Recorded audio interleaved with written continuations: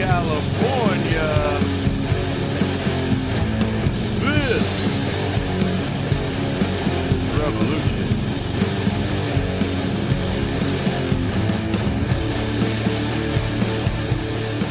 And you've heard me say it before, and I'll keep saying it. And I do love it when people call me out and hit me up about either coming on the show or they have a suggestion for a guest. We actually listen to people's guest suggestions. And I've said it since I started doing this show, and if you've known me or if you're an old school person that followed me in my bands, Bitter Lake, and even before Bitter Lake, the band I was in for a long time, Le Fin Absolu du Monde, I've always been a fan of Chris Hedges. I know a lot of people don't like Hedges, whatever, liberal, he's this, he's that. Pascal and I both have a certain level of respect for Chris Hedges. And I got put on to this gentleman that's on our show today because of Hedges. A lot of the stuff that Hedges would write that I would read in Truth Dig or Truth Out or Sheer Report would always have these really cool images. And the person who did those images was an artist named Mr. Fish. And I think Fish was on one of Hedges' shows. I think he's on Contact. And I've used his images for different thumbnails of things that I wrote, a long time ago, and just really dug the dude's work. So someone hits me up, listens to the show, and says, "Hey, I heard you guys say something about you want Chris Hedges on the show. I know a guy that knows Hedges, and he might be able to get you in contact with him." So of course I'm like, all right, that's cool. If it happens, great. If it doesn't, oh well. So he says, I know Dwayne. I know Mr. Fish, and I'll connect you with him. And he does. He does. Connects us with Dwayne, and Dwayne's like, I said, I hear what you're doing, man. I dig it. I wrote a book though. Would you mind having me on too? I was like, well, yeah. You can't get in email how giddy I am. You don't. He doesn't know me for the last 10, 15 years. He doesn't know I've been following this work for a while. And I'm a fan of this kind of art. So he sends me his book, autographs and everything. And I get giddy about all the stuff I get like this. Anytime somebody gives me something that they created, I always get hella excited about it. I still have CDs. There's CDRs from people that gave me other bands I played with. Like, we just recorded this thing and it's on CDR. But no, I was like, hey, fuck it. That's all CDRs. And I keep all that shit. It means something to me. So I'm reading this book, and it's definitely got, unfortunately, this is one of those things where you really need to subscribe to the YouTube so you can see this, because for this show in particular, I put up a lot of images of Fish's work. There's one thing to hear him talk. He's actually a really good speaker. He was a journalist for years, so he's a teacher now. So he's an excellent public speaker. But you do have to see his work. So there's going to be links in the description here to his work, to his Patreon, all that good stuff. Definitely buy links to his book, Nobody Left. But during the show, I just kept putting images up. And some of these images were so old, Fish forgot he had drew them. And there was an image that Pascal had found that he really, really dug. And it was an image of Obama preaching black power behind a picture of like a black power lady. You have to see it. It's kind of amazing. So I will move out of the way. Again, if you haven't done it, there's links in the description wherever you're listening to this. YouTube.com/This is REVOLUTIONpodcast. Subscribe. It doesn't cost you anything. It's free. It's awesome. Every Saturday at 9 a.m. Pacific Standard Time, we do a live stream we call the free show, so we don't cut it off after an hour. So this is part of the free show. I think we went a couple hours on this one. And this is actually following another long 2-hour interview that Pascal and I had done with the great DJ Prashad. So when you hear that music, that is my cue to hush. So this is Dwayne, Mr. Fish Booth, with the Saturday Crüe. This is Revolution.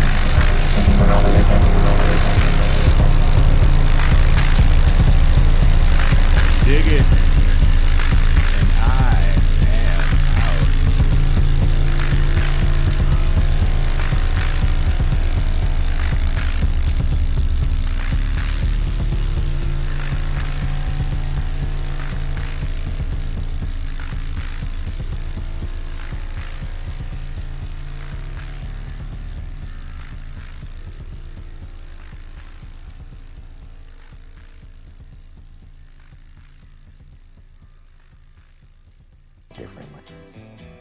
So get used to it. Don't take it personally.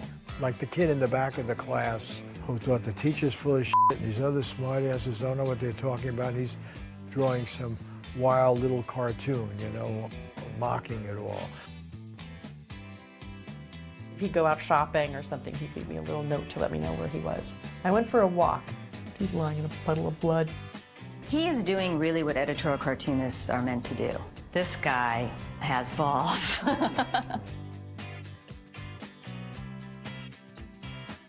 I think it's the responsibility of every artist to reflect the times in which they live. That's why Mr. Fish's work is really important. It's not a dying profession. It is a profession that is being systematically murdered.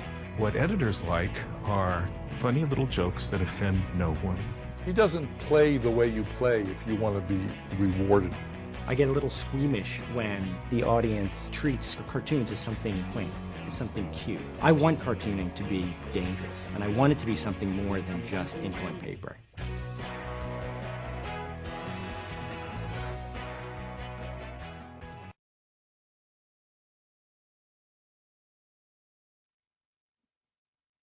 Welcome, everyone, and happy Saturday. It is Saturday morning here for me in Oakland, California, and it is May 1st.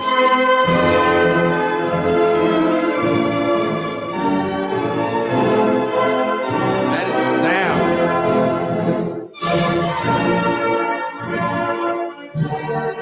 sound. So that clip was from our guest today, Dwayne Mr. Fish Booth, and we're going to talk about art. Art as a weapon, art as influence. We're going to talk about it all. And we have the Saturday Crüe. So first, let me bring in my co-host, my homie, my dog, Pascal Robert. What's going on, Comrade Jason? Happy May Day to you. Very important day. The Internationale. I figured out how to do that today. I just want you to know that. And coming all the way live from Maine, you may know him as Maine's lone black man. We know him as Marcus from the Left Flank Vets. Good morning. What's up? What's up? What's up? How we doing, y'all? Happy May Day.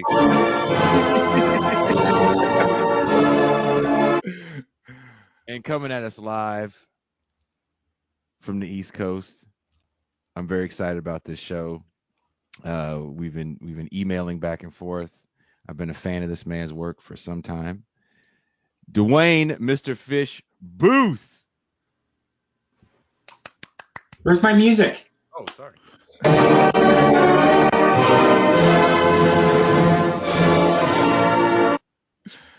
Very nice.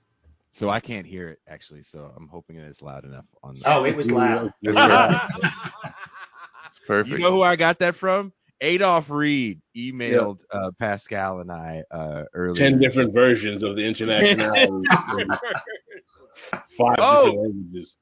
So coming in a little later is he's filling in for Paul Prescott, who unfortunately could not be here today. He's doing some Mayday shit in Philadelphia.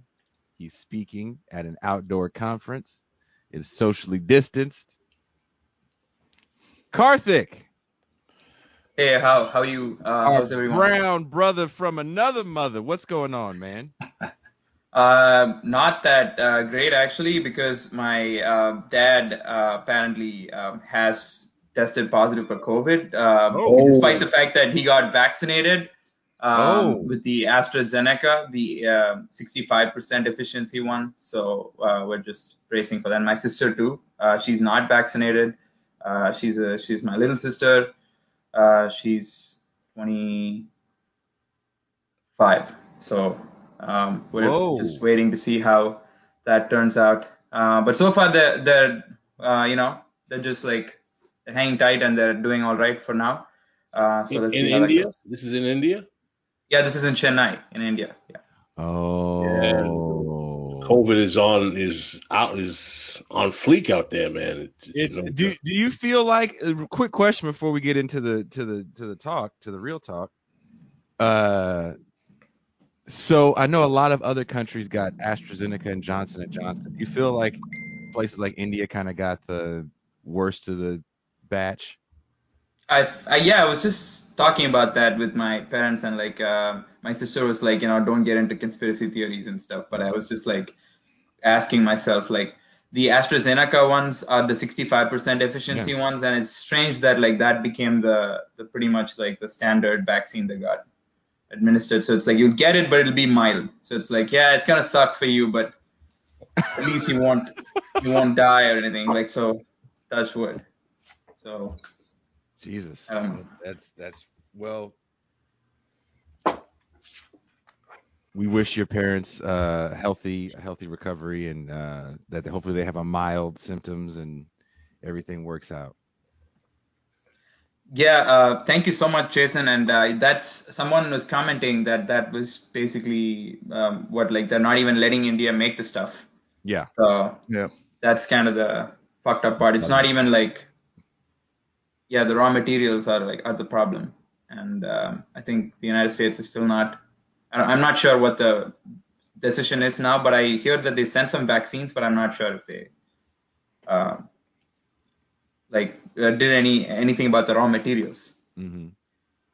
Yeah, that's what I was hearing too. Well, I wanted to read something from the beginning of the book here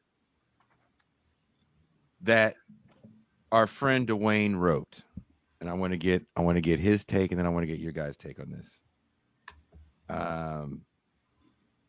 That said, it is my guess that the overwhelming majority of those who self-identify for reasons of conceit as left-leaning will also classify themselves as being activists after liking an Instagram post that says, "My pussy has teeth," or "If God hates gays, why are we so cute?" or "This pizza was brought to you by immigrants." These are the same people who are environmentalists because they scissor up their plastic six-pack rings before sending them out into the ocean, or they use reusable shopping bags when they drive factory farm food home in their SUVs.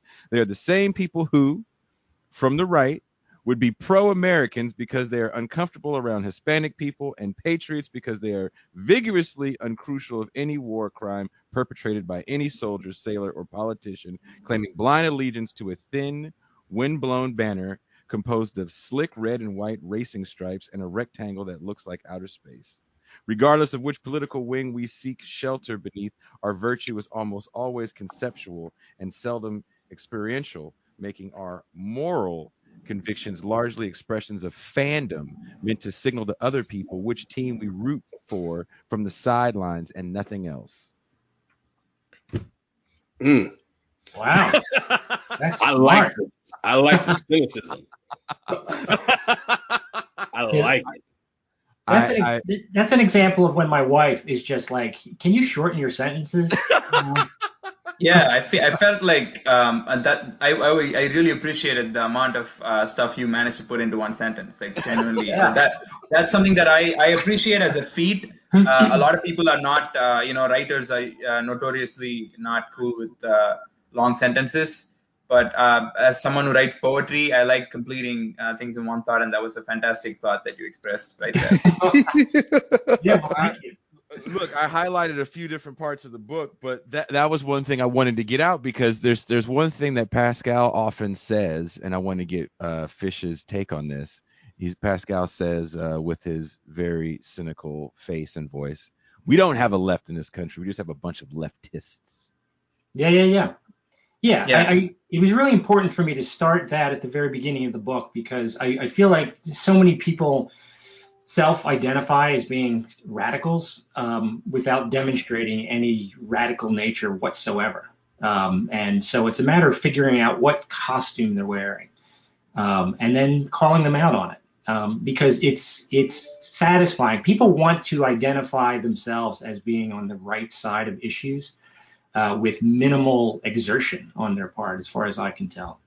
Because I think, and we can get into this a little bit later, I think that the way the culture is structured now, there's fewer and fewer places wherein anybody can exercise any real progressive voice at all, right? I mean, am I wrong about that? No, I agree. Pascal, do you want to say something? Yeah, Mr. Fish, I want to ask, do you think that that's actually a product of the left being in the belly of the imperialist core capitalist beast of America? In other words, I think we would all agree that in the 30s and 40s, early 20th century, maybe late 19th century, we had a serious left that was such a threat to bourgeois capital that massive concessions had to be given vis-a-vis the New Deal. Right. And labor, the 5-day work week, weekends, except 8-hour work day, etc. Yeah. But do you think that in the post-war era of the liberal democratic expanse, where America kind of became the global hegemon, that the idea of producing a real left of that sort is kind of obsolete? Yeah, because I think that what happened after the Second World War in particular was the coalescence of power to just the upper echelons of the hierarchy, which has a right wing and a left wing, but it's still part of the elite. And so how do you get people to refrain from attacking the upper echelon of the hierarchy and attack the elite? Is to say, you are part of my team, right? If you're a left Democrat, all of a sudden being left remarkably became you belong to the Democratic Party. Mm-hmm. And so it relinquishes any responsibility that you have to be uncomfortable, which is what activism is about, and what naming what is criminal about the system is about, because there's penalties for that. Right? And people don't want to be made uncomfortable, particularly after the Second World War, when the entire planet was almost destroyed. And I think that it's a key thing to also recognize, and a lot of what the book is about, is what happened to the voice of that population that came out of after the Second World War, where parents and younger people basically well, let me say it this way. I think the circumstances of the Second World War were the result of people playing follow the leader, and assuming that the people who were in charge had their best interests at heart. Right. So when it's demonstrated that that is not the case, you come out of that situation. It becomes an existential anxiety that you have to examine. And what do you use to examine in a very honest and truthful way? You utilize poetry, you utilize the arts community, because the arts community is there to communicate concerns while elbowing out of the way bullshit. And power and politicians rely on bullshit and what that does as far as shutting down communication. Right. So now you've got this population that is used to a degree in having their voices at least heard, because people wanted to communicate in private spaces and also in spaces where congregation was allowed to happen, say around newsstands, for example. Remember, we're talking about a time when the majority of the news was being there was the dominant culture had mainstream news sources, obviously, but there were any number of alternative news sources and various organizations that were attempting to name the problems of power. You know, the Communist Party had a voice. It was accessible by the general public because we're talking about newsstands that produced information with a morning edition and a night edition. And so workers were accessing newsstands that had these publications next to each other. So you had more of an opportunity to get a wider range of opinion. And inside of that opinion were voices that weren't being sanctioned by power, that were self-generating and supporting themselves with subscription money and just donations. Wow. Well, I mean, I would argue that possibly with the evisceration of print media, consolidation of telecommunications, that kind of ideological diversity in print publication is pretty much kind of evaporated. So completely. With that being the case, how does that affect? Well, I want to ask you a larger question, is that the argument that culture and art are tools for revolutionary change is something that we hear, particularly in kind of left Marxist circles, Castro, Amilcar Cabral, even Mao, the Cultural Revolution. It's kind of a part of the overall ethos of the left. I've always wondered the kind of culture as revolution and art as revolution within the American kind of last 50 years, how in a capitalist society that comes in at such an early stage of production, is the capacity of culture and art to be revolutionary really still possible? Particularly, I think of people when my generation, the early hip-hop generation, talking about hip-hop is the vanguard of the revolution for black youth. And I always thought that was kind of crap because, quite frankly, hip-hop from its earliest production interfaces with capitalist mechanisms. So I'd like to hear from you as an artist who tries to create radical art. How do you get through that conundrum, or do you think it's something that makes it almost difficult for art and or cultural production to be radical revolutionary? Yeah, you absolutely nailed it, because that is particularly when you look at how, 5 mega corporations that control all of the platforms from which information flows in this country, where 25 years ago it was maybe 53 corporations. And that's just, we're talking about the corporate model. Add to that, as I was just saying, private platforms that don't even fit into the discussion. There were lots. But it's true that now it's impossible, just for myself, for the last 10 years, before that, there was still some version of an alternative press, limping along for sure, but people were still accessing it. Whether we're talking about Z Magazine, Mother Jones still had a viable voice. Harper's Magazine had was able to get some sort of artistic communication inside while still being a little bit of a boutique-y type of magazine. The Nation had, I would argue, greater viability. But then you also had the Village Voice, and you had the small remaining ring of alternative press still functioning. With the eradication of that, it is definitely true, as an artist, where is one supposed to go in order to have his or her work seen by the general public? You have now, the corporate model is such that you have to access these platforms if you want to make a living, because that's really part of that has to be one of the major parts of this discussion, because we've really eliminated the middle class. It doesn't really exist anymore. Where if you just look back, starting 40 years ago and previous to that, there was still something of a middle class where an artist could work at a coffee shop, could work at a bookstore, could make sandwiches for a certain portion of the day and still support him or herself and produce art and have that disseminated somehow into the culture. Now what we're left with, and this is why it's really terribly sad, there's very little encouraging advice that I can give to younger artists who want to communicate these ideas that I think are important, because they have to go. The only platforms that they can approach really in order to make a living are these corporate platforms. Now, a corporate platform, they don't see an audience members as people that you want to engage with and to bring into the conversation and have meaningful discourse about politics and culture. They see them as consumers. And so what do you do with consumers? What you do with consumers is that the consumer is always right. The model is to dumb down the content so you don't offend anybody, and by connection to that, advertisers. You get in this shitty situation where all of a sudden, one of the major things that you cannot say as an artist, and it's probably the most important thing that you need to say as a viable artist, is that corporations are bullshit. Capitalism has to be examined and seen for for the atrocities that it perpetuates.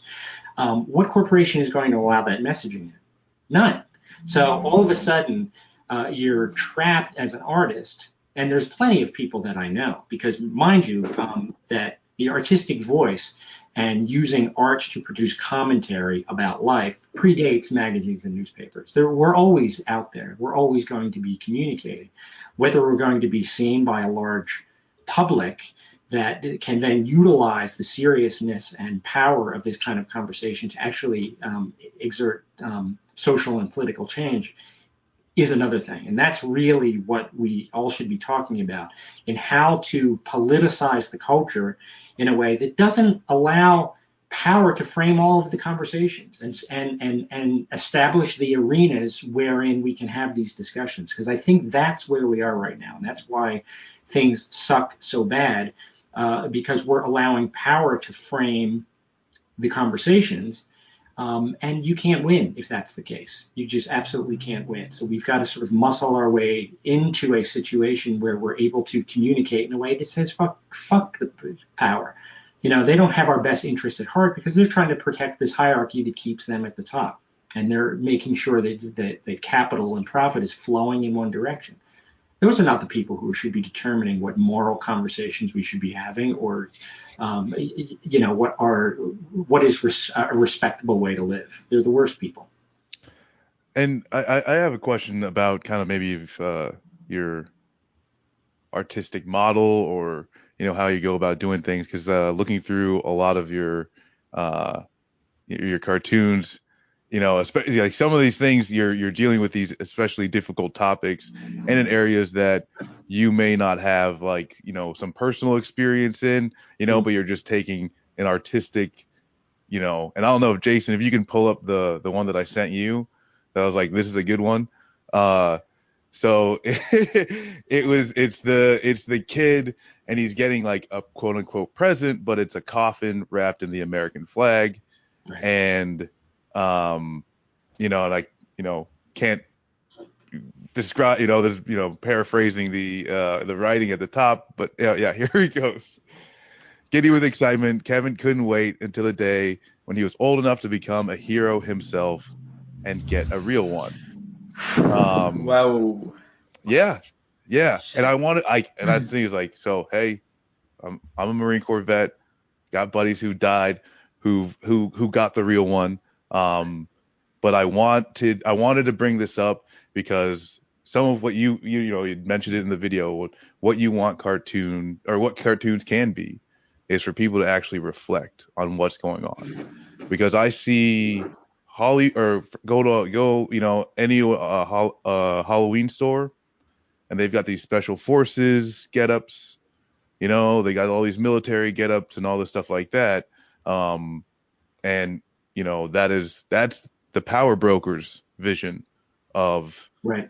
The military experience.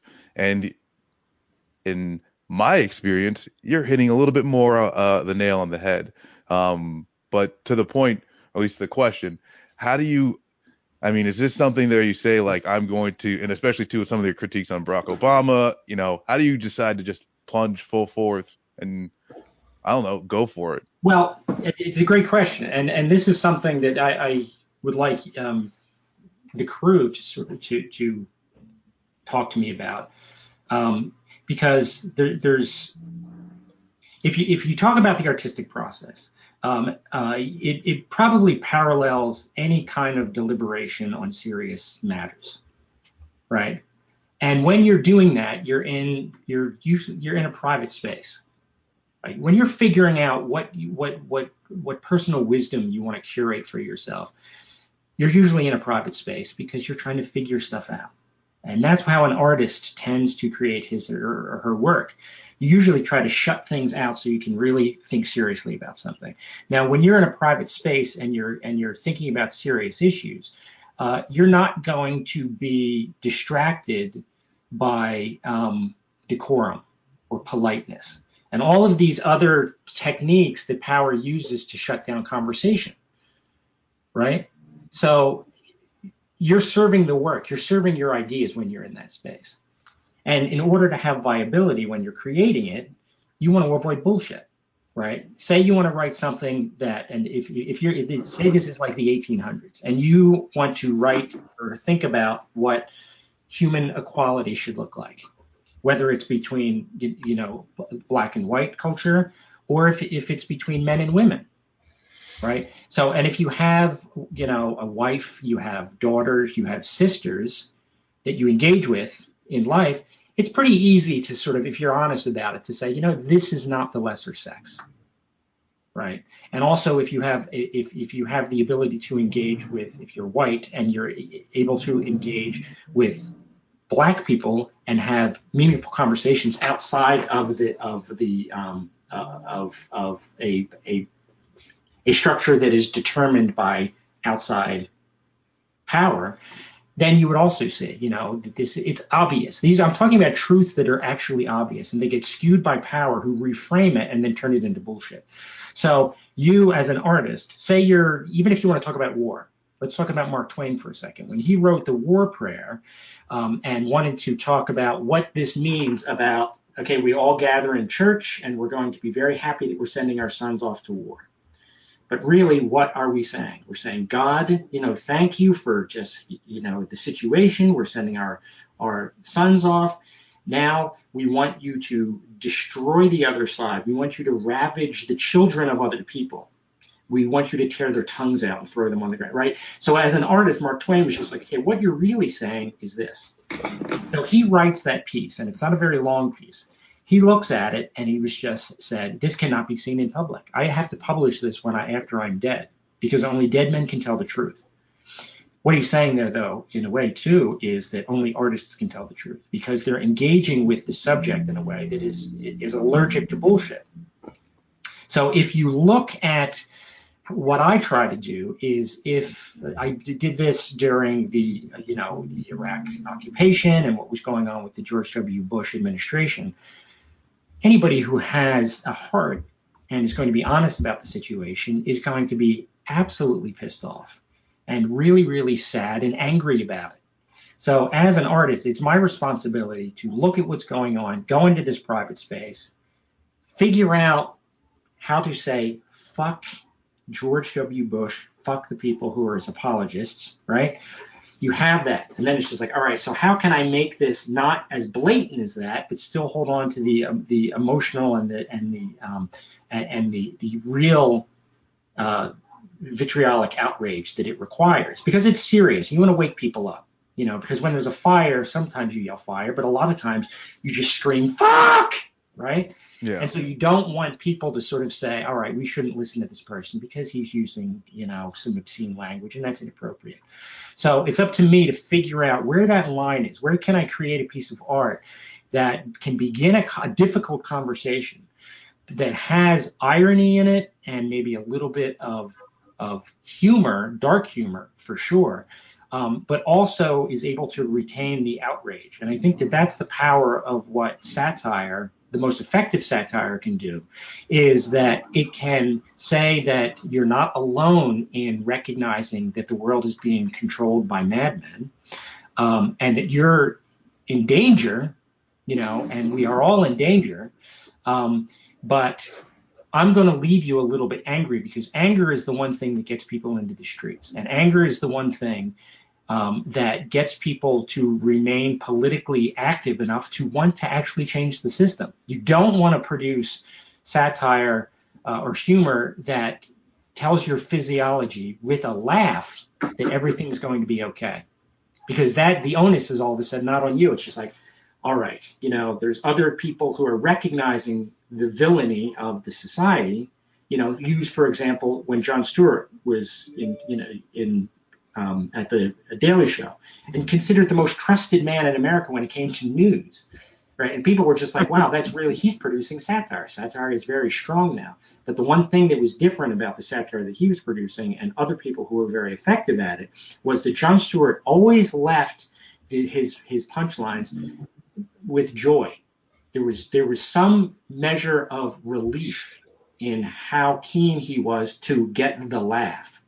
So when you left that show, you felt like, wow, I'm not alone. He's got 1 billion followers. He's saying exactly what I think, but he's ending it with a laugh. And so I'm being relieved that I feel less alone, but I'm not being politicized in a way that is organizing a movement that can actually stop the bullshit from continuing to gain power and to have a negative effect on our lives. So that's why it's a different kind of satire.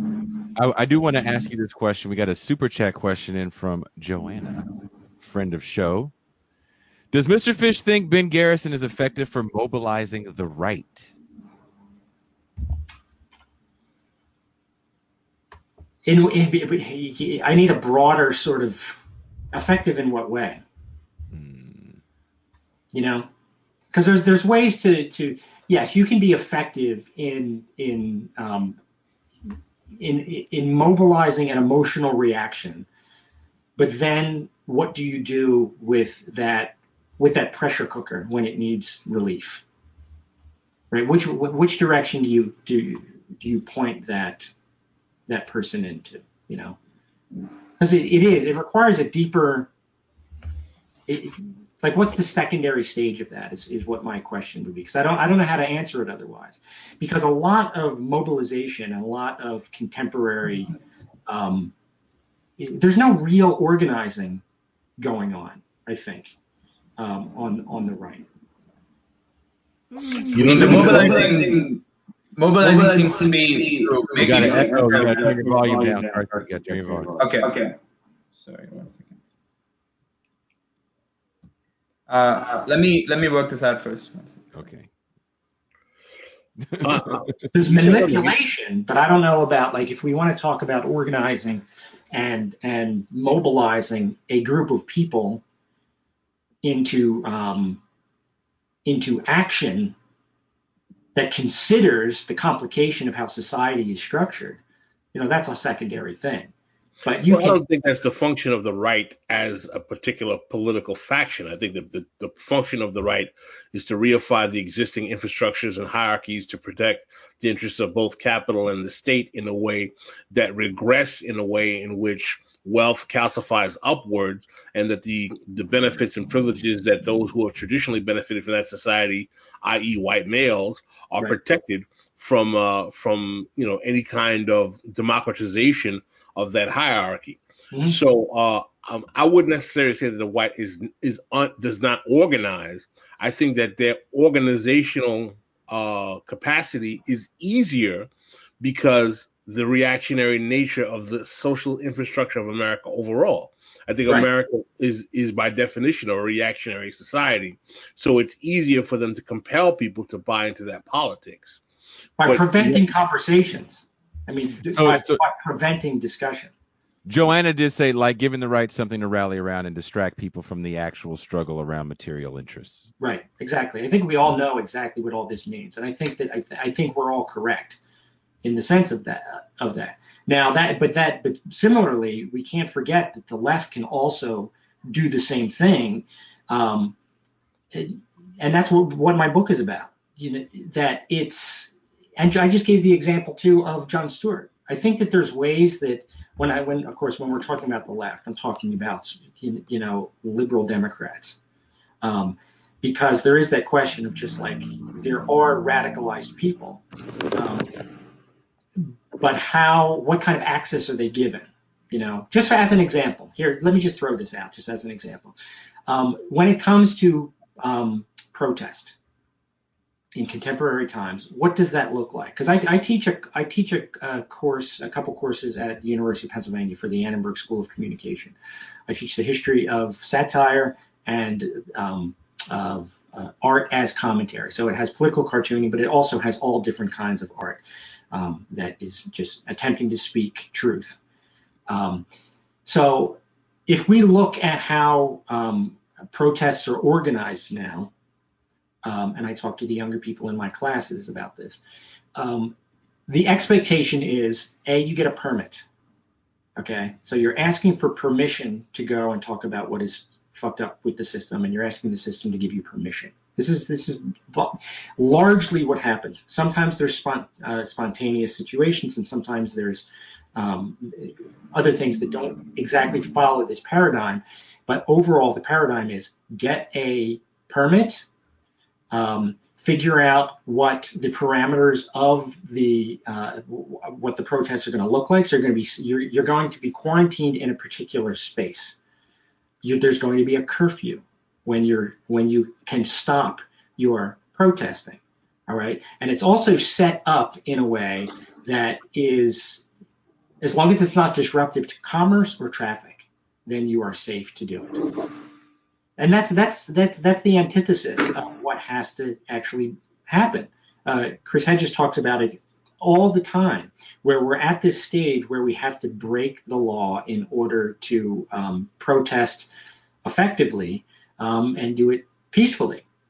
Chain yourself to something. I think that's one of the reasons why the Occupy Wall Street, and in its early stages, was so effective and so infuriating to the power brokers, is because it was people congregating around what their own pain was about recognizing how shitty the system was. And if you remember, news sources and all the pundits were trying to figure out, they were just like, who is your leader? What are your bullet points?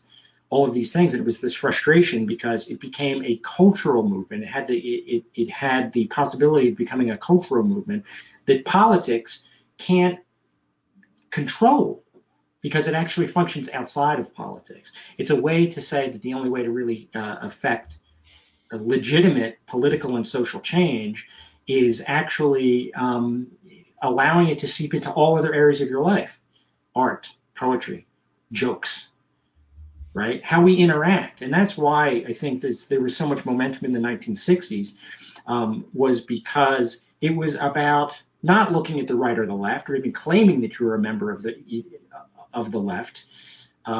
You were just saying it's mom and dad, it's power, it's the winners and the losers. Kurt Vonnegut used that phrase quite a lot, particularly at that time. The losers have got to pose a revolution against the winners. Why are the winners there? They're controlling the dialogue, and they're making sure that they are princes and kings. Interesting. The one thing I would digress with you about is the notion that liberal Democrats are the left. I would make a profound distinction from that reality. I don't think there's anything left about anything liberal at all. I think the whole function of Democrats, liberal or otherwise, is to confuse, obfuscate, and neutralize any kind of real left politics in this country. Yeah, but I totally agree.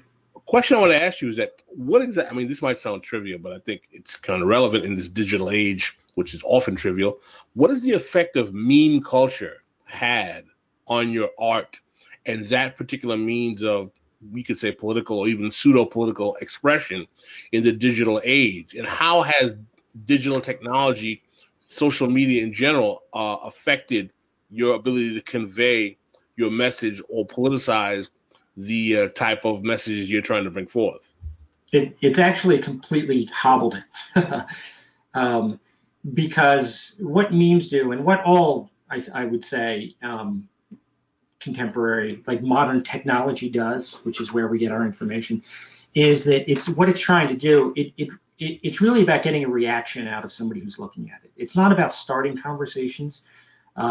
It's a reactionary staccato form of communication. And so when it comes to that kind of communication, when we're talking about issues that need deeper probing, there's really no platform where that can happen, right? So what we end up with, and you can see it exhibited in how little younger generations, and I don't want to turn this into a thing where I'm wagging my finger at, the younger kids these days, but there is a truth to,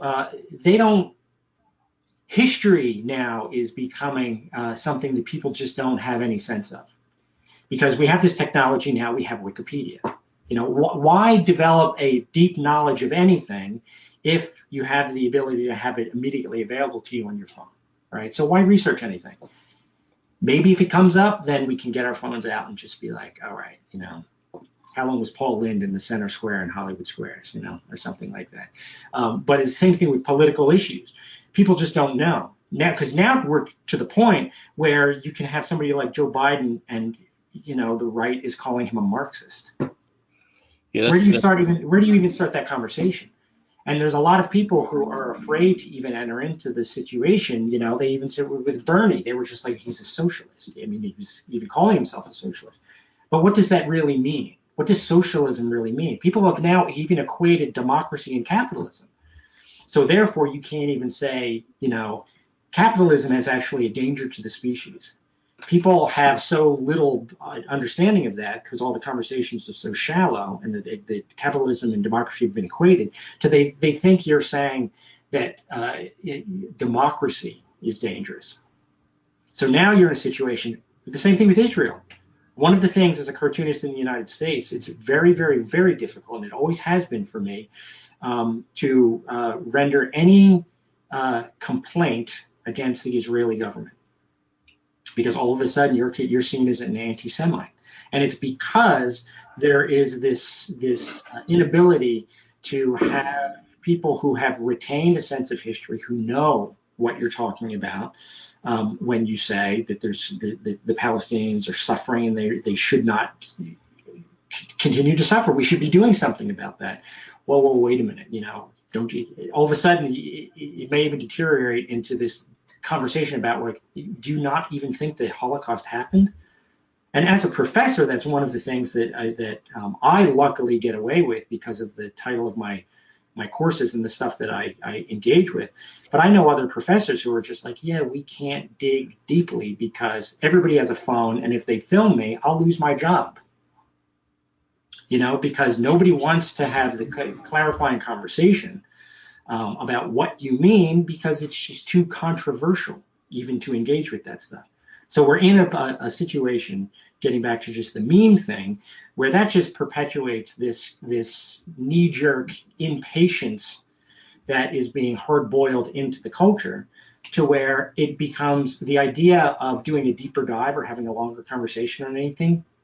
The prospects of that are becoming more and more exhausting to people because they're not used to having deeper conversations about things. I kind of want to bring this back to since you're talking about largely American artists and American audiences, and the question then, and especially I'm like the person who's not from here, trying to be here. I have to ask myself pretty much every day, other than the fact that I write in English and it seems like pretty much like the most reasonable thing for me to do is to be here. What is like a strategic advantage as a leftist artist in the United States to working in the United States? And also on the flip side, there's the question of like, how much can you really accomplish? What is the vision going to be, and what can you accomplish really? And what could be like an increment of like something that you have previously done before, that you feel like would be advancing the cause a little more while working in the United States in your work? The thing about working in the United States with this kind of job that I do, we want to call it that, is just like we were saying at the beginning of the program, it's not a livelihood at all, and it becomes less and less. I'm less and less able to do it. And that's a lot of what the documentary is about. It examines really my fall from grace. And so all of a sudden my family is jeopardized because I can't make any money doing what I do. And luckily, I've been doing it long enough to where there are little pockets and opportunities where I can continue to do it. And now I can teach, and so I can show a lot of this stuff and have these conversations. But the advantage is just like what we're doing today. I mean, it's really wonderful that I can have a conversation with you, because, and you must get this just doing all of the different kind of work that all you do. I constantly get emails with people who say, I'm so thankful that you're there. I'm so thankful that you're having these conversations, and because I'm not seeing it anywhere else. So really, we're really part of an underground, and we're part of an underground that the only real hope for, I would argue, even the planet at this point, if we're talking about the United States, and the only hope for humanity is making sure that the underground, yes, sometimes it can feel like preaching to the choir, but the choir needs practice, and the choir needs the ability to learn how to sing better and better and more beautifully to pull other people into the audience. And so that's what I feel that my responsibility is to continue doing that. And also internationally, I'm also pretty well known by virtue of the fact that they see me as one of the only American artists who is willing to essentially sacrifice everything in pursuit of disrupting the system and trying to speak truth as consistently and as constantly as I can. And that's also really meaningful to me. So I guess that's the answer for that. Thank you. Sorry, I'm echoing. Get echo. Okay, we lost him. Wow. No, we got it, Karthik. You got to kill that echo. So if you're recording it, you got to figure out what to do, because it can't have it too much. Fish, I wanted to ask you a question, as a matter of fact, as a political cartoonist who I used to read before he was televised, who I actually think his work was better and more radical when it was just in print media, that I'm wondering if you're familiar with and what your evaluation of his evolution is.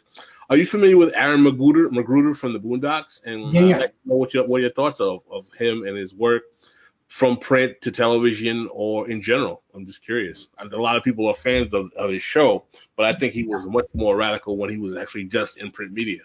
Yeah, I totally agree, and that's what I would say. I think that in print media, he was allowed. Remember, when it comes to print media, even with cartoons, there is a literary feel that is hard baked into it. Because it is on paper, and you're reading it. And so, whenever you engage with physical material like that, it is just enough work to sort of bring you at least partway into the experience. Where digital technology and television and stuff, it's much more passive, and you're just there to sort of react.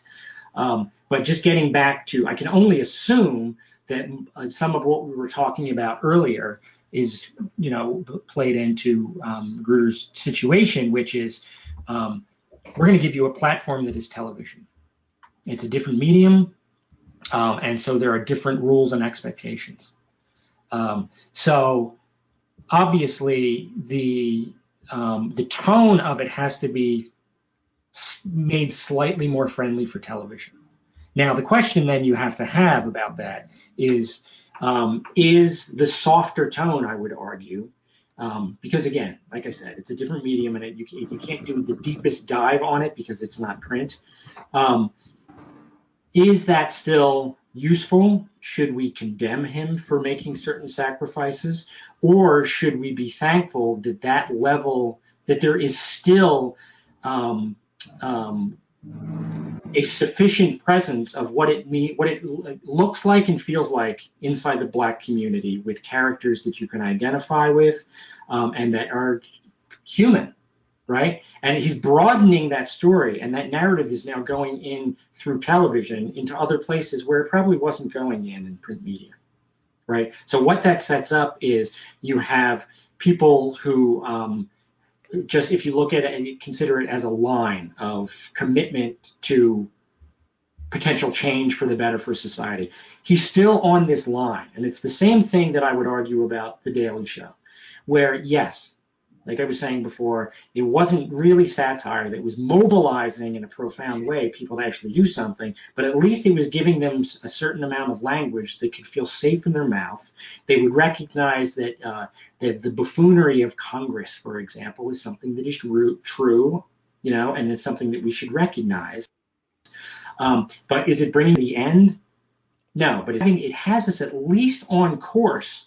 And those are the people that more radical artists and thinkers can invite into actual action. Because I don't know, let me just ask this question of you guys. Did anybody go to the rally that Jon Stewart had with Colbert to restore sanity, you know, after, when was that, 2010 maybe? And it was in Washington, D.C. Did anybody attend that rally? Did not. Okay, I'll just say that one thing that was really interesting about that is that Glenn Beck, if you remember, Glenn Beck had just done something in Washington that it was about restoring sort of American, you know, freedom and all whatever bullshit thing it was. And a ton of people showed up. So in reaction to it, Jon Stewart wanted to have the rally to restore sanity to the country. So I went, and the attendance was massive, and there were people there with signs, and it had in the air, there was a feeling of activism and protest. Okay. That's not what he wanted to have in that situation. He wanted to do what he quite often does, which is just say, listen, I'm just a comedian. Let's all just get along. You know, let's not go crazy here. Let's just have fun. And that's what it turned into. The sadness that I felt standing in that group of people who had signs, who were just like, yeah, fuck the system. We really have got to we're here together. We're en masse now, which is in and of itself a political statement. We're seeing comrades that are actually physically around us. So this feels like something, okay, now I really don't feel alone. Because when you're watching The Daily Show, you're isolated. Everybody's quarantined into their own space. So that's not really a movement. That's not an organization. All of a sudden, they're in this space.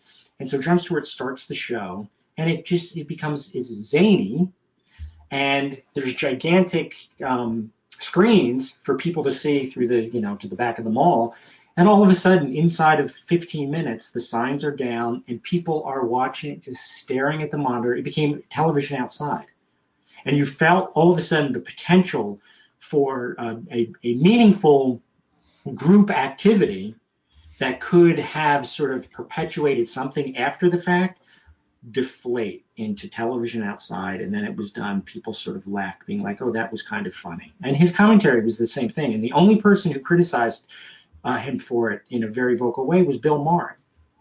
It was just like, I was embarrassed. You missed at this opportunity to actually speak honestly to these people who wanted to be.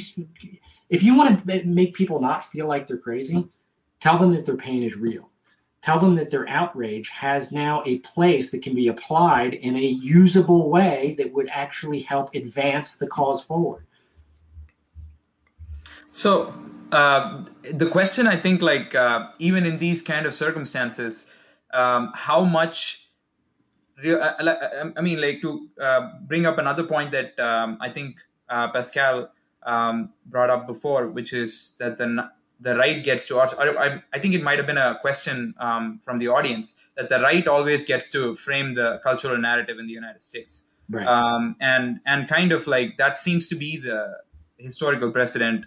Now thinking back as well, and that's why like Jon Stewart was such a big deal, because he came out to be this unabashed like liberal, and there was something even daring and bold and courageous and all of that about it, and he became like this champion, etc. So the model that at the end of the day seems to be that if you're an artist, and I mean I do consider him to be a comedian, not a political commentator as such, even though he kind of like skirts the line. So if he's a comedian, then he gets to do his act and nobody interrupts him. He's not canceled, and he gets that platform. And because he has that platform, suddenly he's effective, because he's able to deliver a message that would otherwise not be delivered. But I feel like at the end of the day, we're still going by the presumption that that message that's being allowed is effective at all. Like, I mean, are we hedging our bets here in thinking that that message actually has any consequence? Because it seems to just be, and again, like to complete that thought, somebody else pointed out that somebody was doing, Ben Garrison is organizing for the right or something. I think the only organizing you do for a conservative is to make people sit down. And I think that like that in that respect, maybe what the nature of even organizing via like a character such as Jon Stewart might be doing, because at the end of the day, you're sitting down and watching him and he's calming you down, he's soothing you. And all of the radicalism is kind of lost at the end of the day. And in a way, like we miss the fact that he's not around to soothe us anymore. Right. And that seems to be the cultural narrative as well. So given these realities, again, like, can there be a radical Jon Stewart? It seems like to me, I mean, or am I asking, is that an oxymoron? There can't be a radicalized Jon Stewart with the platform that he had, because really at the end of the day, Jon Stewart is Viacom, you know, and so yeah, you're not going to get that megaphone. One of the other people that I've really loved when it comes to comedians is Bill Hicks, and I don't know if you guys know who Bill Hicks is, but Bill Hicks was somebody who in the late 80s and early 90s was just kind of unpopular in the United States because of how honestly he spoke about politics and culture in the same way that Lenny Bruce did. But he was very big overseas. And you could see how his life played out. You know, he got cancer and died, but at the same time, his peers like, you know, Seinfeld and Jay Leno and stuff who were doing the comedy clubs, you know, they got deals because they were willing to sort of stick their heads as far up the ass of the corporate machine as possible because the rewards are enormous. So the question of can there be a voice for the sort of a radical truth-telling voice to hit as many, have an audience as large as Jon Stewart, that gets us back to that question of how do we reframe the information platforms that exist in this country? How do we break up these monopolies? Because the truth of the matter is that people, there's intellectual content to the stuff that we're talking about, but there's also a lot of emotional content to it. There's a lot of beauty in it. Because one of the things that radicalism, I would argue, tries to do is to remind people of their own beating hearts. And if you can get people to recognize that their life is precious outside of how it's determined, how its value is determined by economics or other of those scenarios, just as a human being, like what is the humanitarian experience of being alive? You remind them that they're worth protecting. So the danger, and this is where the power of real radicalism comes from, is if you can get enough people to recognize the fact that their lives are being severely dimmed and limited by power, they're going to be just like, wait a minute, you know, once you wake somebody up to that fact, you're just like, wait a minute, I don't want to go back to sleep. I don't want to sleepwalk through all of this. I don't want to be pacified to the point where my mind and my passion is secondary and unimportant just so I can be a wage slave and just sort of and help power maintain its fucking hold on everything and determine what logic is, you know, because just look around. And this is one of the things that is potentially positive in where we are right now. The damage that is done by following the leader, it's starting to become unavoidable as far as proofs. Look at the environment, for example. Right? It's becoming less and less a viable conversation to be like, okay, now wait a minute. We should clean up the oceans. All right. The way do we clean up the oceans? Well, let's figure out the economic plan on how to make that happen. You know, because unless we can figure out how to do that in a way that is cost effective, it's going to be very hard to pull off. Listen, I mean, and that's how a lot of people engage with that issue. But look at it, that's not logic. That's allowing, again, we're back to allowing power to frame the conversation. And we don't feel like we can actually mobilize ourselves to the point where we can actually affect that kind of change, which is nonsense. We actually can, because there are examples through history where that has been the case. Just getting back to, it's May Day. Without the labor movement in this country, the protection for workers, time, safety, all of these things, that was a war that was happening in this country. There were people who were slaughtered, defenseless people who were slaughtered to advance that cause in a way that better garnered these protections for us and recognition of each other and the need, again, that we are precious and we deserve protection. So those kinds of movements need to be engendered again. And that's the question of just like, what is the tactic for that? Are people able to be, are they radicalized inside already? And it's just a matter of reawakening what is already embedded in them? Because part of me, quite often, I feel like that is more my mission. I don't feel like I'm giving something to to the general public that they don't already know about themselves. I'm trying to create a space where they recognize that they're already radical thinkers, that they know what beauty is, they know what aesthetics are, and they know that it's worth promoting and protecting in themselves and other people. So it's just a matter of waking people up, not giving them theories and ideologies that they can then glom onto.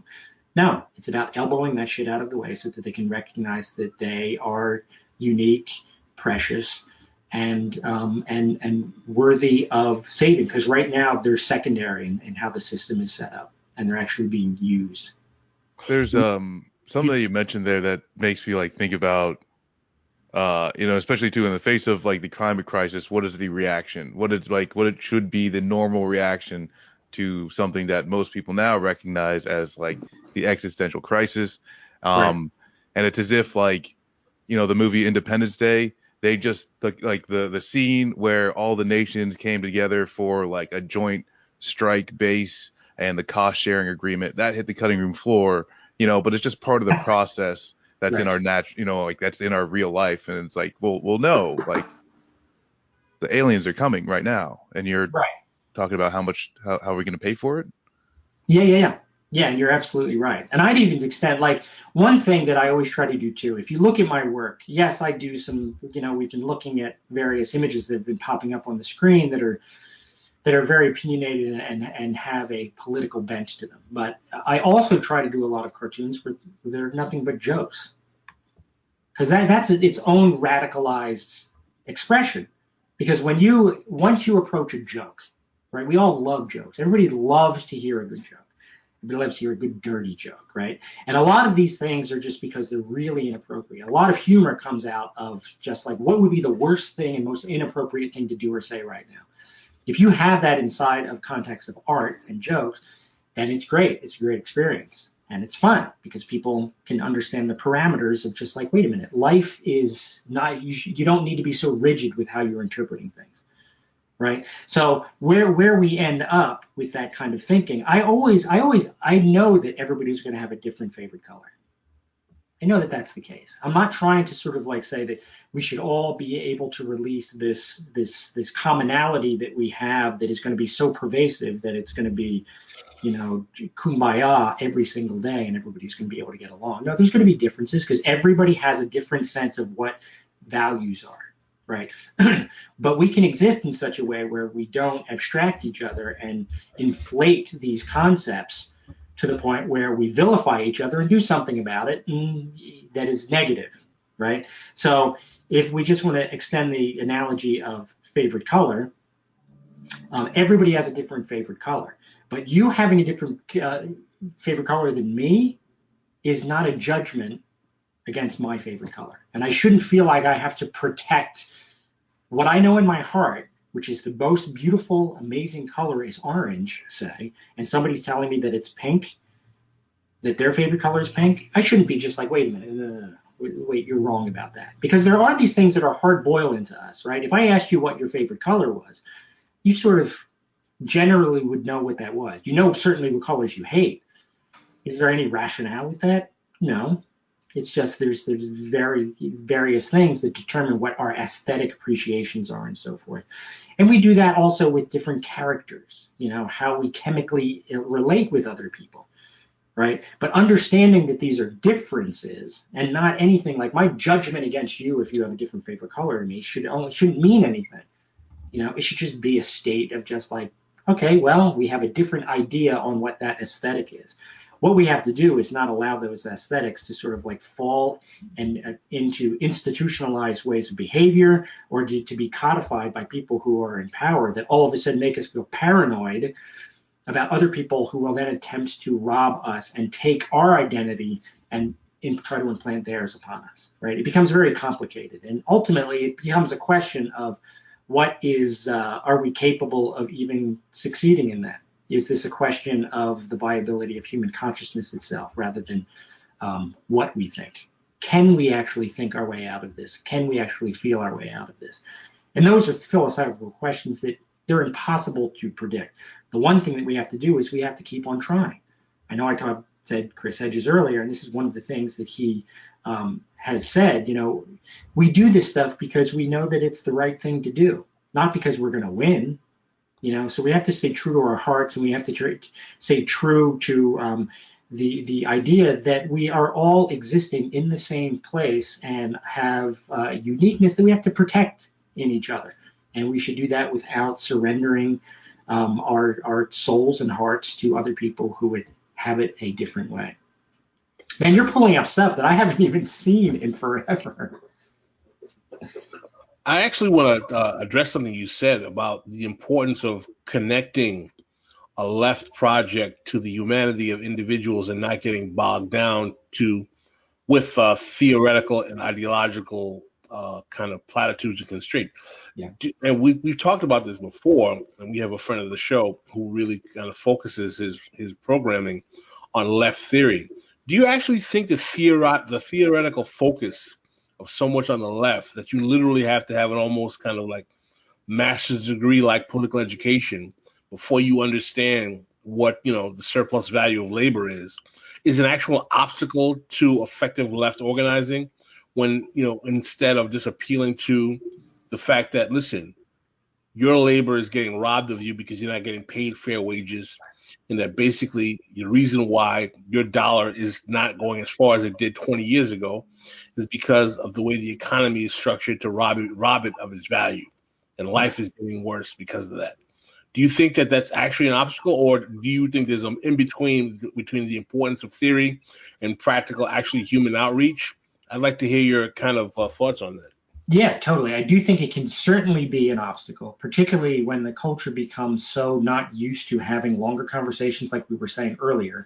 It becomes a way to shut down conversation. The same way that a lot of just any political conversation for many people is just it's too problematic in the sense that I don't really have a political opinion because I'm not smart enough to. We all know sort of people like that, I'm sure. You know, there's people who, for example, found it a really frightening prospect to argue against Christopher Hitchens, for example, when he started to side with George W. Bush. Because he's so well read, he's so well spoken, he has a great sense of history. So a lot of people were just like, you know what? I'm going to look like a loser if I go against him in debate because on this he's going to look like he knows so much more than me. And my attempt to simplify the argument and make it about human beings is going to look like a fairy tale that has no application to it. And I would even say that that's one of the functions historically of good political cartooning, where quite often it is about getting rid of their surplus intellectual noise in order to look at the heart of the issue.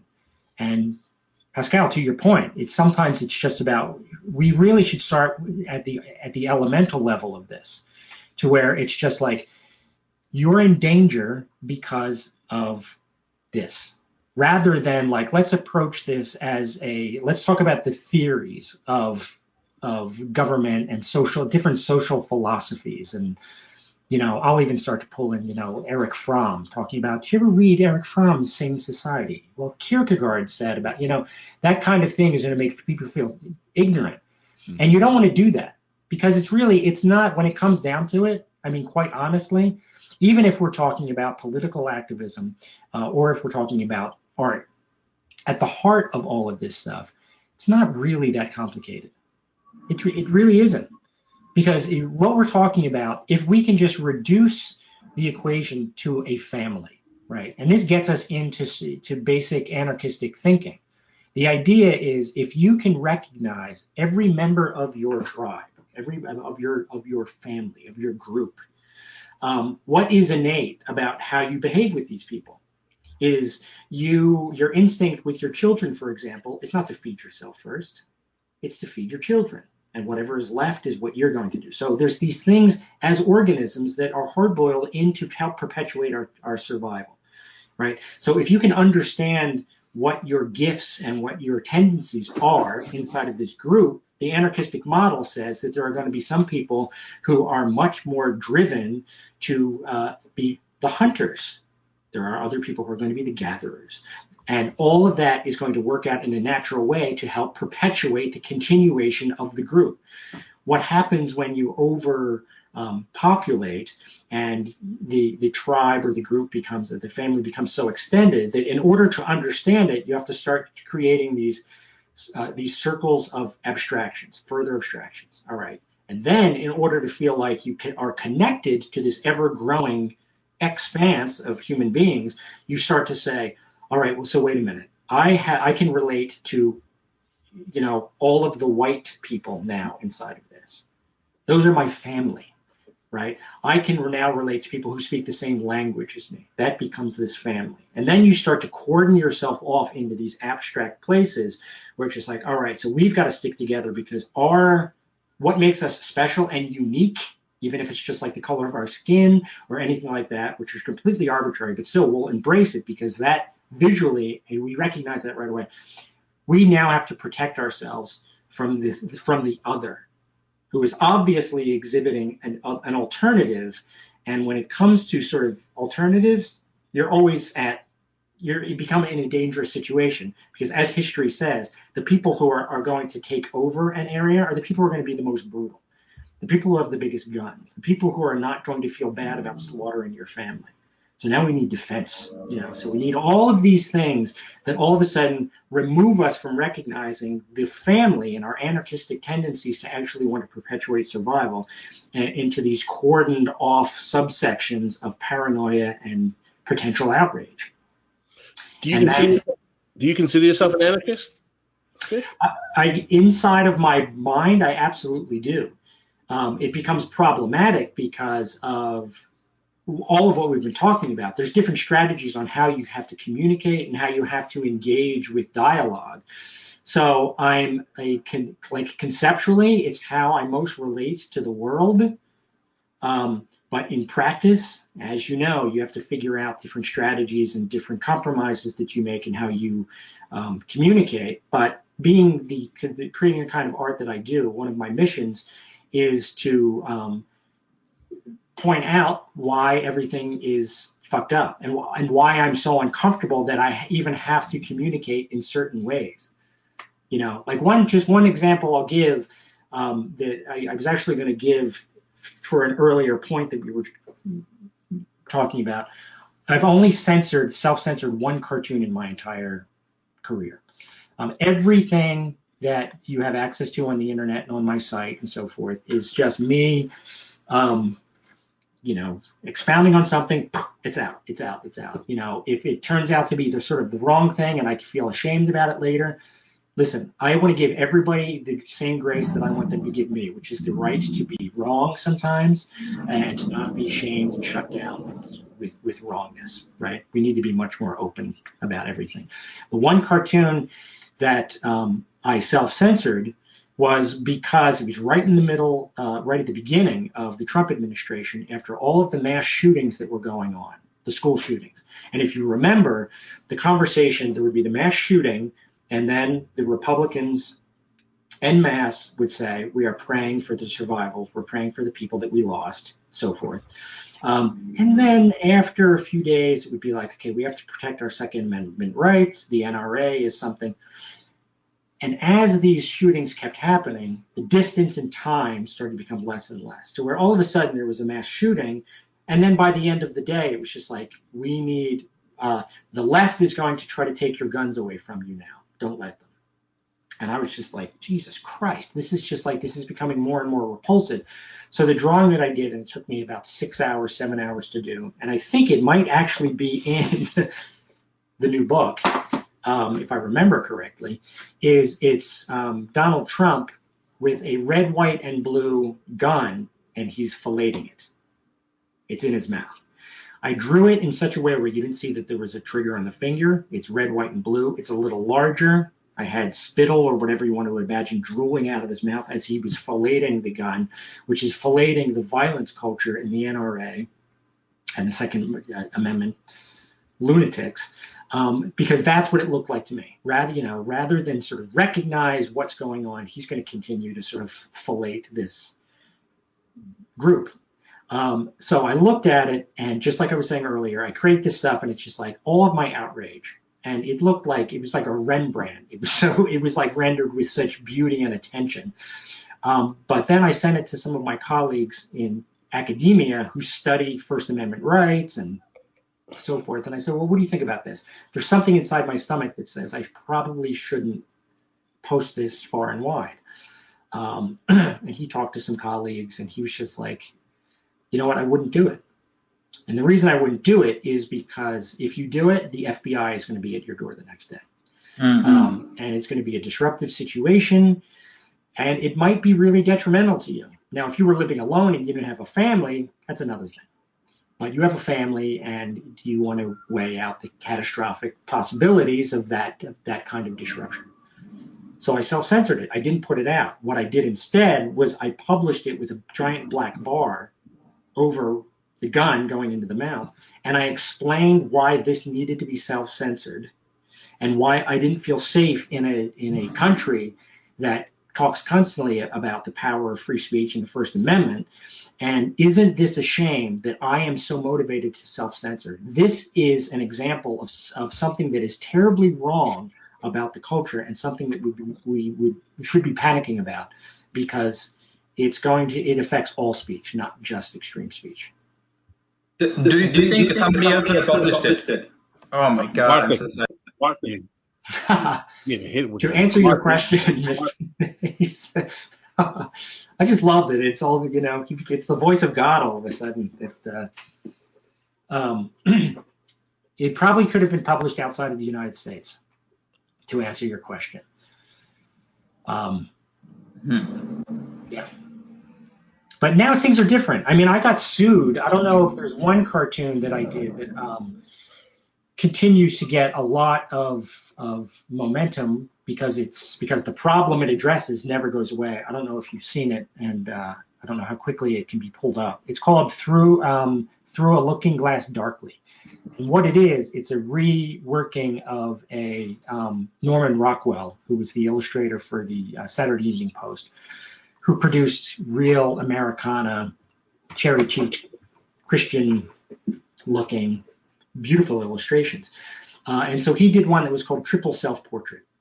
And it's where he's looking in a mirror, see the back of his head, see his face forward, and you see him drawing himself on a canvas. So it's triple self-portrait. So I reworked that to where it's somebody who has a Klan hood on, is looking at themselves in the mirror. So you see the Klan hood from the front, Klan hood from the back, but what is being drawn is Captain America. And so that one it's people keep discovering it and then telling me, wow, Mr. Fish, your finger is on the pulse. This is so perfect. And I'm like, you're looking at a cartoon that is like 15 years old. The fact that it keeps gaining that thing, like, wow, you're really, oh, there it is.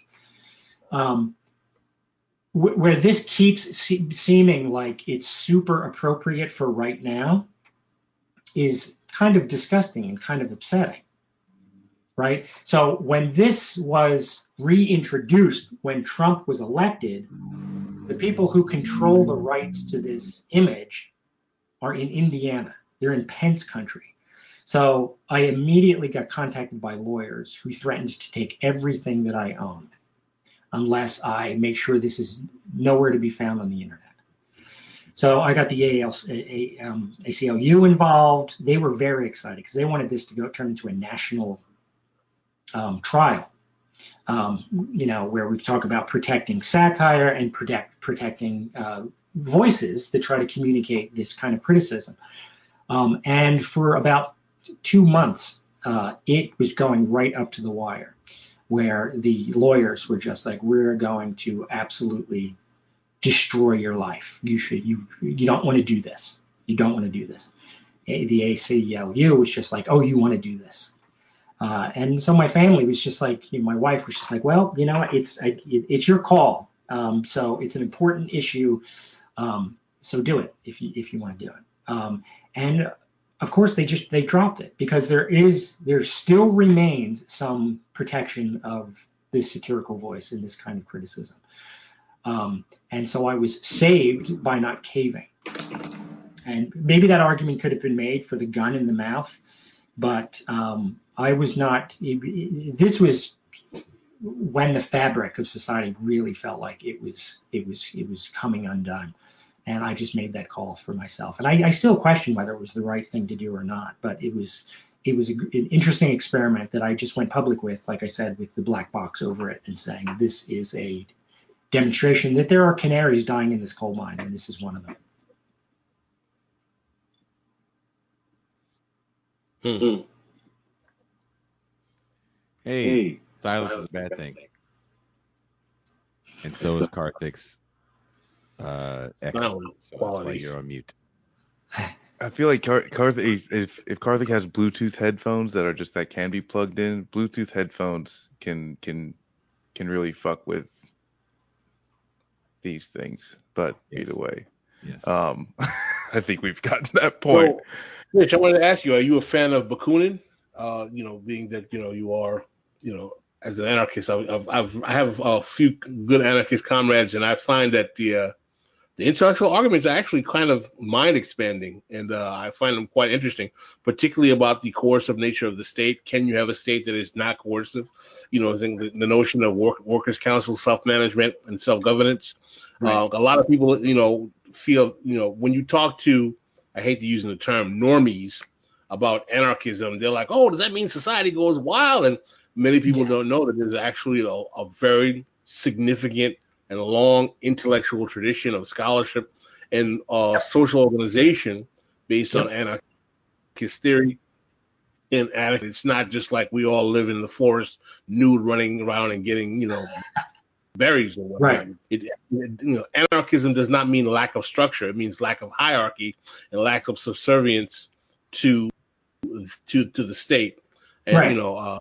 We try to be non-sectarian here at This Is Revolution. So I want you to feel that that takes you out of our political or ideological camp in terms of understanding. But I want to shout out some of my anarchist homeboys who put me onto Bakunin and a few other of their theories as well. Yeah. And it's part of, again, I think that in order to have like a really a thorough conversation is that you do have to bring in social philosophers and artists and all of these different voices, because everybody's got their own kind of expertise. And again, that's part of the sort of the anarchistic model. These are things that sort of are innate inside of us, right? So the whole idea, it's about not allowing externalities to determine what your fate is against your better angels, the voice that we all have in our heads. And the just the innate attachment that we have to our own existence. Because really, when it comes down to it, ultimately we all are having a unique experience with our own existence. Things are secondary to that. right? So what does that, how can we communicate with that? How can we learn from the just the experiential, I want to say experiential experience, but that sounds kind of cheesy, of just what it means to just be alive, right? Because there is a danger, there is a real danger that can come from trying to reduce your comprehension of what it means to be alive into text or into even ideas and concepts. For example, if you go to the Grand Canyon or something like that, and it's sundown, and you're standing there, and all of a sudden you're overwhelmed with this feeling of recognizing something profound, right? There's something, there is a knowingness that you're experiencing right there. And it's a nonverbal knowingness, right? And so there's this centering that can happen. And we've all, even outside of that, I'm sure that we've all had episodes in our day where all of a sudden everything feels perfect. And your mood, your emotional state is in sync with your intellect, and everything is moving in such a way where it's just like, I'm resonating at a frequency where everything feels right and everything feels perfect. And if you get back to the idea of the Grand Canyon, and it's also aesthetically transcendental right now for me. There's just something that is beautiful and gratifying and centering. My being is at one with itself. Right? Now, the surest way to destroy that is to try to explain to yourself why that is, or also to try to figure out a way to break that down into steps wherein people can enjoy the same thing. They can, right? You're looking at something beautiful. So your understanding of it, do you want to try to understand it by saying, okay, the chemistry of the atmosphere is such, or maybe this is extra beautiful because we've been polluting the air so long that we've increased the the range of possible color with our pollution. I guess that's a good thing because I'm having a transcendental moment because it's extra pretty. All of those things all of a sudden reduce the experience into something that is cold and dead and happening here rather than just here. The mission, I always feel like, is to try to get these two things to have some symbiotic comprehension of what it means to be alive, outside of politics, outside of everything, outside of strategy. And just like getting back to what Pascal said earlier, just like finding that elemental thing. What is the thing? Let's work backwards from the most simplistic levels, because there is actually an argument in anarchistic thinking about like returning to a much more simple way of life that actually allows us to not be dangerous to others and the environment.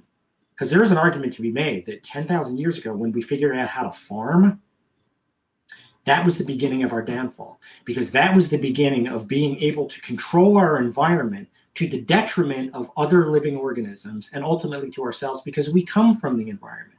So learning how to exist outside of it and to quarantine ourselves away from it makes us not as keenly connected with all of the cues that the environment tells us that we're doing to it. Right? Do we need to see a seagull walking around with just like a tampon applicator sticking up of its ass and like a condom on its head to be like, we should do something about pollution? There's other things. There's some other things that are much more subtle and much more and just true that we should be able to actually recognize before it's too late, because we're in those spaces now to where it's just like, can we even fix this? There's a certain amount of freaking plastic that exists inside of our bodies now. And so it's not just a matter of willing ourselves to be healthy and willing ourselves to actually saving ourselves and the planet. There's a lot of hard work to do, and it may be for naught is the other reality about that. Check. Am I echoing? Okay, good. Thank you. So I wanted to ask you, after that, how do you ensure that given that you're working against a shape-shifting neoliberal oppressor, a system, and that's notorious for stealing revolutionary ideas and using it against revolutionary actors. And if they can't do that, then they'll kill them. But given that that's like the circumstances where, an artist is working, how do you ensure that like the message is indeed subversive and like not in some way because it's being permitted. Is the permission of the message kind of in a way denying its like subversiveness? Yes. Yeah. So it is a matter, just back to that, the point of, it's a matter of trying to figure out how to reinvigorate artistic spaces and have people come to them. And this is outside of technology, just to make that point again. I think that one of the real important things is to figure out how to be in each other's actual presence so that it's real. Because if we're talking about, we were talking about comedians earlier, and I'll just mention Lenny Bruce. At one time, if you were going to go see Lenny Bruce, you had to actually go to a physical place and hear Lenny Bruce criticize power. He will get arrested. You are also maybe in danger of also being implicated with the criminality of somebody who's trying to speak truth to power, right? So that's a political decision that you're making to go into this physical space and participate in that. It's a congregation, right? And it becomes true. Community comes true when you actually have them in front of you, right? Human beings need that. So we actually need to have places where we can congregate that are actually where the arguments are being framed by the artistic mind much more than the sanctified, powerful framing kind, to where that it's safe to engage with those things. Just for an example, this is an example that I just love to give, because the Book of Mormon, have any of you guys seen the show Book of Mormon? I've heard of it. I've never seen it. I've not seen the show, but I did do a tour with a bunch of Mormons once. Oh, okay. All right. So just one thing about that show, which is really interesting. All right. So it's the South Park guys, right? So they've created this musical, and now it's playing in theaters. It's hugely popular. I saw it when I got free tickets from my neighbor. My wife and I went, and it was a matinee, right? So this is 2:00. And I had heard that it was fun, and just really edgy and just like a great time. So I go, my wife and I are the youngest people by like 20 years in the entire auditorium, right? So everybody is there. It's nothing but white heads all around us. The show starts, and it's definitely from the South Park guys. The big musical number right before intermission was, the refrain was "Fuck God." Fuck God and the cunt was even one of the lines, right? And it's on stage, it's just going, big production number. It ends, and I'm surrounded again by these women in cameos, and just with little sweaters, just like it ends, and they're just like, oh, that's just so wonderful. That's just so wonderful. And the reason that is possible is because moving into an artistic space, you understand you're moving into a laboratory of ideas. Right. So that it's not somebody standing on a street corner with a megaphone just screaming, fuck God and the cunt, and stuff like that. You all of a sudden understand that this is a place of make-believe. And this is a place where your internal conversation that you're having with the information that's being portrayed in front of you, you're safe. It's non-lethal. So then you can test out the question of, why is this obscene? Is this obscene because it's truly obscene? Is there such a thing as true obscenity outside of physical violence? Are there such things as thought crimes? The answer is no to all of these questions, right? So you need to be practiced in that, to where it's just like, this is outside of the artistic arena, would be considered an obscene word or an obscene idea. But it's not really in this safe space. Just like if you were home alone, you're not going to be able to offend yourself by screaming motherfucker or something over and over again. You can't do it. But when you're out in public, you understand that people have a reflexive reaction to where it becomes a physical thing, where it's just like, oh my gosh, that's really offensive. But then you start to understand that there are offensive philosophies that are embedded inside of the society that need equal access to being aired in a way where the general public can say, wait a minute, that's not really obscene. Just to go back to what we were saying earlier, at one time, it was an obscene idea to go into the public square and that say that women should have equal rights. You know, we should not be allowed to own another human being. There were penalties if you went into the town square and started shouting that, right? So you kept it to yourself.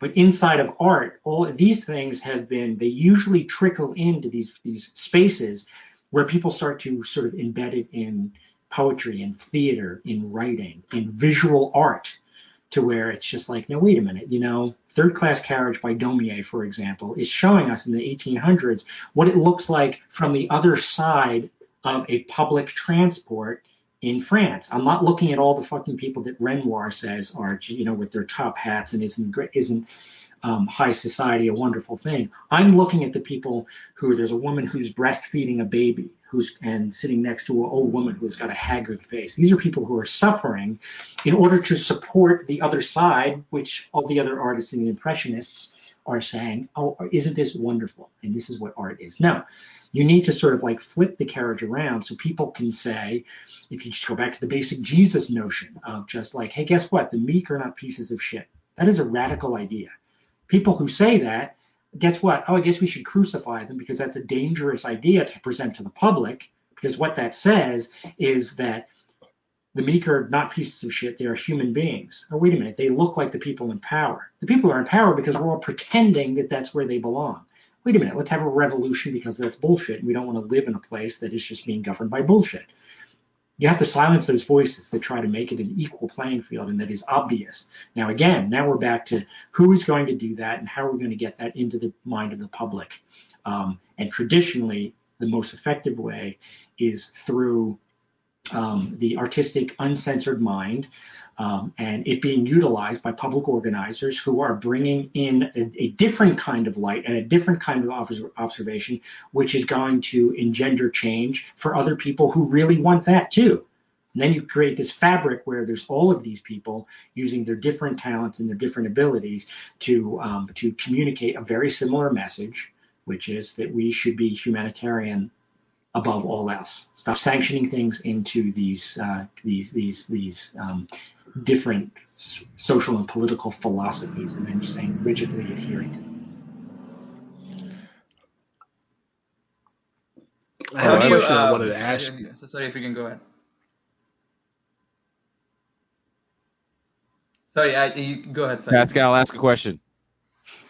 Yeah, what are your thoughts on the fact that the left escaping into academia in the 45 some years has created this kind of class-tiered kind of intellectual top-down view of left discourse and politics, particularly in the West and America?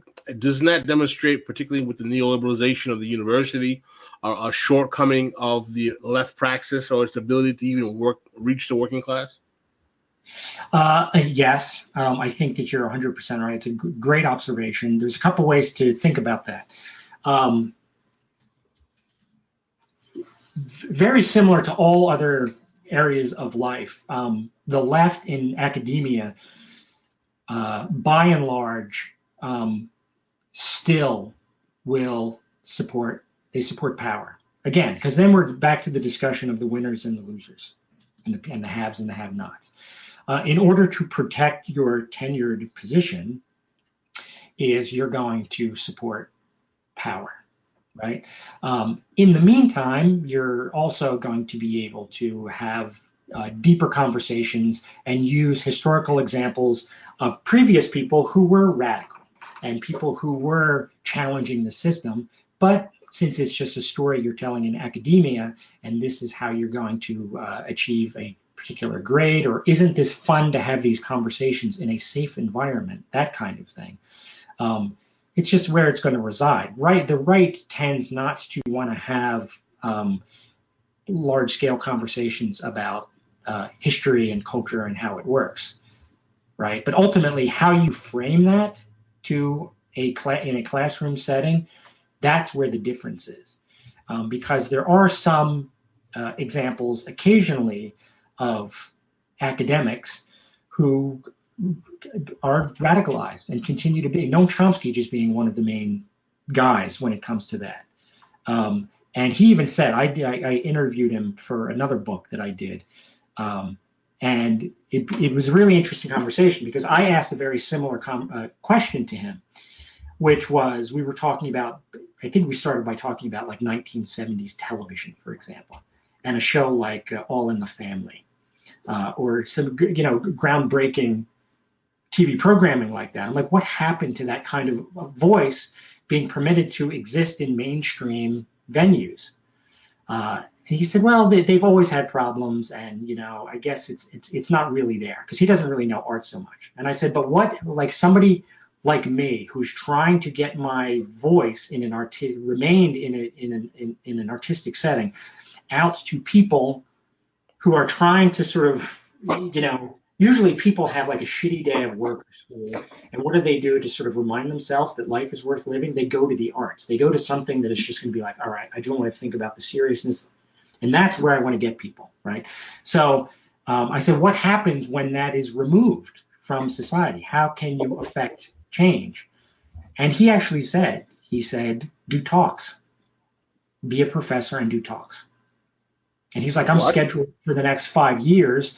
And what you do, you can talk to your class, but you can also go and talk to organizations, and I'm like, if that's the best that we have, then we're sort of doomed. It doesn't really, it's not enough to affect the change that we need. And nobody, it's not like all of a sudden enough academics are going to see that as a viable path to take, and then all of a sudden there are like 40 or 50 Noam Chomskys around. No, people know that just like Noam Chomsky's been doing it for a while, and they can just say, okay, I either agree with Noam Chomsky or I don't, and fuck it, who cares? But just to my point earlier, we need all different kinds of voices, and we also need that artistic voice, and we need to protect those platforms. I have kind of a technology question, or at least technology and art. NFTs, the non-fungible, what was it, trademark or whatever the hell? I don't know. What do you think? What's your take on NFTs? It's a really interesting thing, because it's there is like, that runs through that world, because I know some people who engage in that world. There is, and whether or not it's something that they tell themselves in order to feel like they're doing something that's not ultimately the wrong thing to be doing, they say there's a certain radical feeling about it, where it's just like, fuck the system. We're now going to create our own.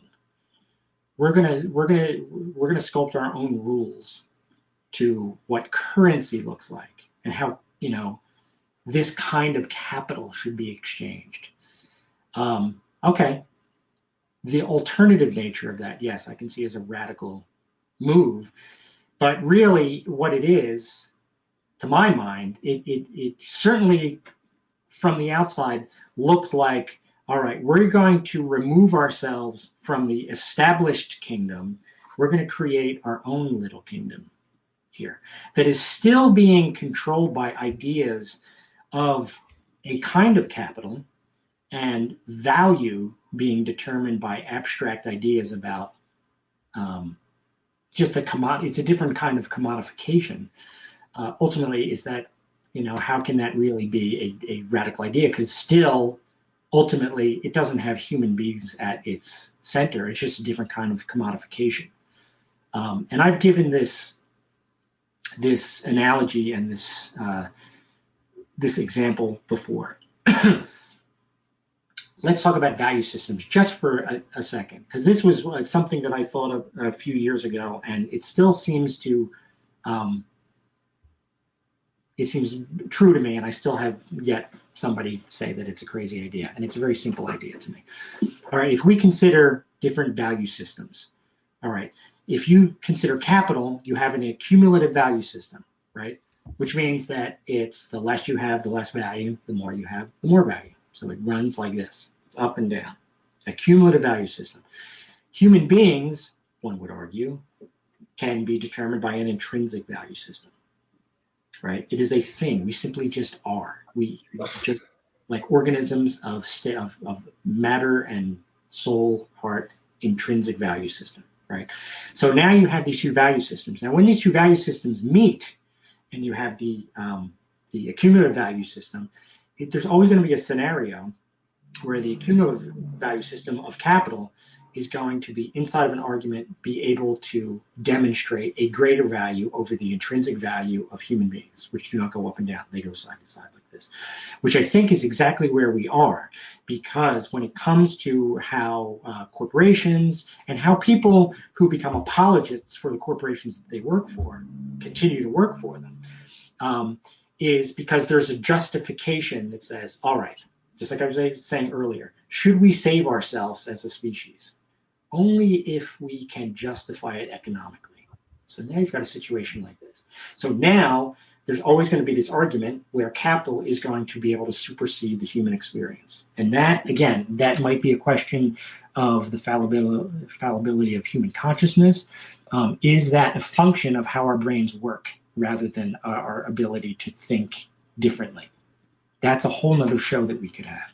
But it is a scenario that we definitely have to address. And so when it comes to the NFT and Bitcoin and all of that, that world that's creating as a subculture, to my mind, it's just an alternative version of the commodification of things, rather than the need to eradicate those kinds of philosophies so that we can get back to allowing the intrinsic value of human beings to actually supersede the concepts of value that we keep concocting to make us secondary.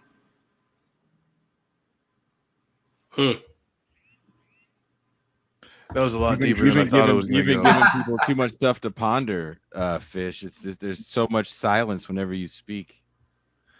Yeah, well, like, I mean, when something zooms by you, it takes a minute to, like, was that a car? Was that a rocket ship? You know, what exactly just happened there? You know, and then like it catches up. I mean, listen, I think we figured. Am I going? We've been going for an hour 45. Oh, jeez. We stole Dwayne for longer than I think I initially told him we would be on the show. So do you want to ask one last question, Karthik? Yeah. How do you ensure that anything new that you're coming up with as an alternative to the system, I saw a bunch of comments also that said NFTs are like the Elizabeth Holmes of this thing, and it seems like the conception here is that ultimately it's going to be the next pyramid scheme, or like whatever we come up with is going to be be its own version of trickle down, and anything revolutionary needs to kind of cut through all of that. And as an artist, what would be, as in we're all thinking about, we're all coming up with our own ways, but how do you ensure that you don't fall into that trap of like being, or is that trap inevitable that like it very well could be? And I mean, even the grassroots thing, for example, like in the beginning, grassroots was such an emboldening word, like a solidarity building word, but then eventually it got co-opted and thrown back, and like everybody's grassroots now. AstroTurf campaigns are like basically running left, right, and center. So, you know, how in these kind of bleak circumstances, how do you ensure that I mean, I saw the Obama picture also. How do you ensure that you continue to be optimistic, and especially how do you avoid the trap of like the next bubble? Well, to my mind, I think the best tactic is to avoid falling into a system of thought and then using that system of thought to explain everything. Meaning that the way I tend to try to live my life is I look for deliberate ways to disrupt myself, right? Because there is a way to fall into the inability to recognize that you're in a trap. You know, it's the whole crabs in the water, you know, turning it up slowly. I don't use complacency as a indicator that I've arrived at a safe place and a gratifying place. I've developed this reflex to question my own comfort and question my self-congratulatory feeling of like, wow, that cartoon, man, nobody could say it as well as me. I try. I get some numbers. I just don't. And it's funny because that's why I was saying at the beginning of the program, which is I really genuinely forget. I do my best to forget about every piece that I do it after I do it. And I'm pretty successful at it. I've had people write to me and say that they love this cartoon and they want me to explain it further to them. I will have forgotten drawing it, and sometimes I'm not even 100% sure what I was trying to do with it. So I'll have to call my brother. My older brother is a scholar of my work for some reason, and he'll explain it to me so I can explain it to somebody else. So my technique is just always just trying to be present-centered and being in the moment, because unless you do that, you can fall into this trap of what the system really wants you to do. The system is there to sort of remove you from existing in the moment, where you can see that there are things to panic about. Right, driving down the highway and seeing pipes there, for a pipeline that is being put in. This happened to me in California quite a bit. If I was driving like in the desert or something, I'd be driving and then I would just see, I would see oil derricks, or I would see construction that was going on and just be like, isn't the sun nice? And I would find myself just going by these things, where all it would take is a moment to just be like, the earth is being carved into for the betterment of profit for some company that I don't know what the fuck they're even selling. Anything that has to move through the ground in gigantic, tunneling scenarios, it's usually not a good thing.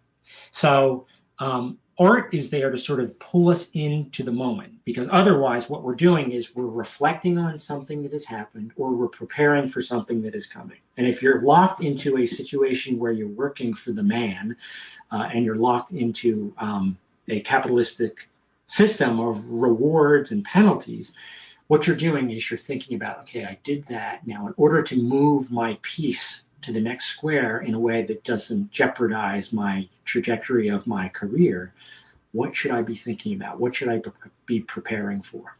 It's just like when you go to a job interview. That's the perfect scenario to me. I tell my students this all the time. You're going to graduate, and I know that many of you have been inside of the scenario of interviewing for a job. Have you ever told the truth in those situations? And they laugh because they know that you don't. There's penalties for telling the truth. So what do? In many ways, you just say, yes, I will surrender my heart and soul to this company because I really like what the company is doing. Those kinds of words coming out of one's mouth, one should panic about that. So the technique is to just like try to avoid situations, or try to avoid feeling like you have no other alternative except to sell your soul. Because the pressure to sell your soul is eventually going to grind you down, the majority of people, to the point where they will sell their souls. And then they will live their lives without recognizing that they're living a life. They will retire. And the pattern is they will retire. They will be, in their 60s or 70s. And they will say, and I've heard this by this generation, when you get that old, which is, fuck, I wasted my entire life. I forgot that I should have been a priority in truth-telling and connection to other human beings and to my experience of life. I sacrificed it because that's how the world is set up. Always question how the world is set up and do your best to exist contrary to it in a way that is joyful and nurturing and inspirational to other people. Engage with everybody as if they are your friend. Well, all right. Mr. Fish. Pascal, are you echoing now? Is that me? No. No, it was Karthik, and I totally muted him. Oh, you can't even. His echo is so powerful, you can't just mute him. You have to literally erase him from the screen. Poor Karthik. Here I am. The old school headphones. That's you got it. You young people want to be all modern. I don't. Not me. Couldn't be me. Oh. I'm sitting here with a FireWire interface, just being So 2012. Yeah. I don't even know what that is. Fish, thank you for taking the time to talk with us today. I'm very, very pleased to have you on the show. This is the one time I actually, when doing the show, just kind of found hella images and put them up because I wanted people to know why I'm a huge fan of what you do, and I actually love the fact that you work with Chris Hedges. I am very jealous when I see him write a piece and then your artwork is there. It's like those two things go together so well. It tells the story so well. It illustrates the point so well. If you could pass that along to Brother Hedges, tell him that I love that shit. Yep, you got it. I appreciate that. Anybody have any parting words for this gentleman? Thank you for coming on, brother. Yeah, no, thanks for having me. It's really great, and onward, camaraderie for everybody. Let's keep it up. And I put buy links in everywhere this is streaming for Mr. Fish's latest book, Nobody Left. Which I had to get it. I had to, like, I don't know, order, wait for the order. There's still, I guess you're super popular guy, critiques capitalism, but has sold out book. Curious, very curious. That's why I wear a jacket. Look at this. Yeah.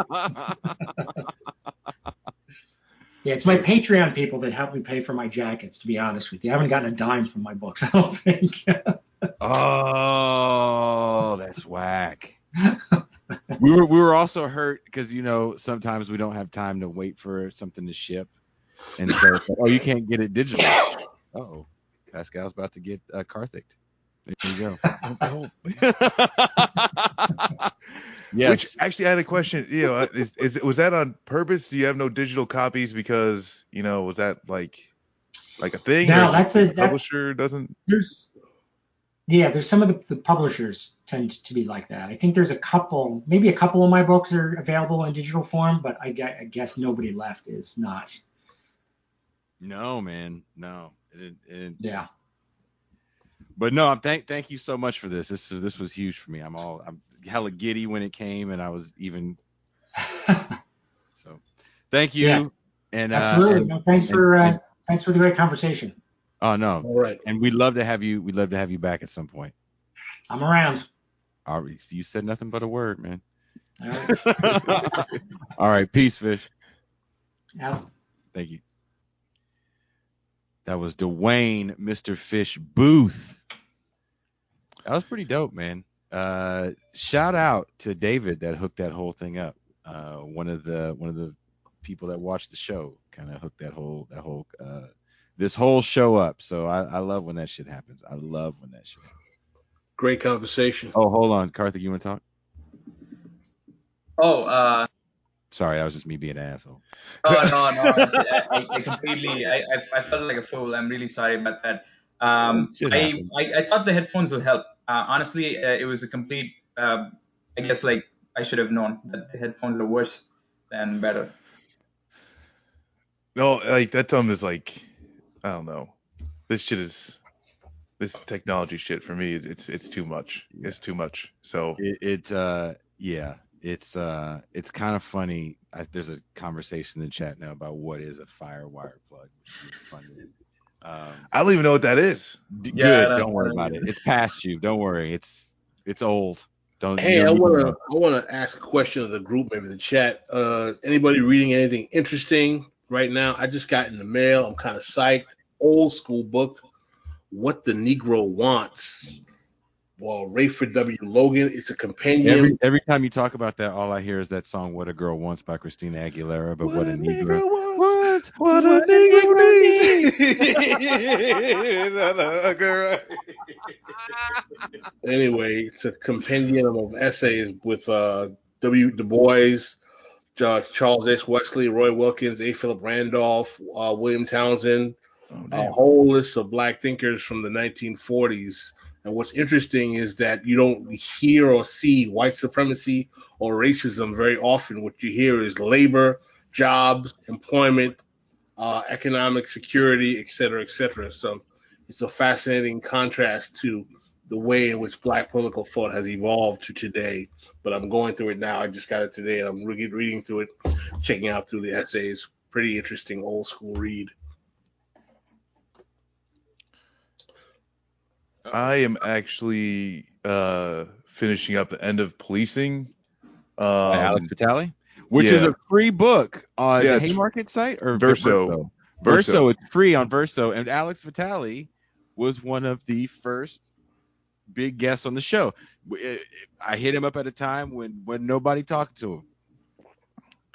Well, yeah, and that's what we're going through on our Sunday streams. We do readings. A lot of times it has to do with theory, but his that's got a great a very huge volume of wealth that has to deal with policing in very good synthesized chunks, and it's one of those books that builds upon its knowledge and all those things.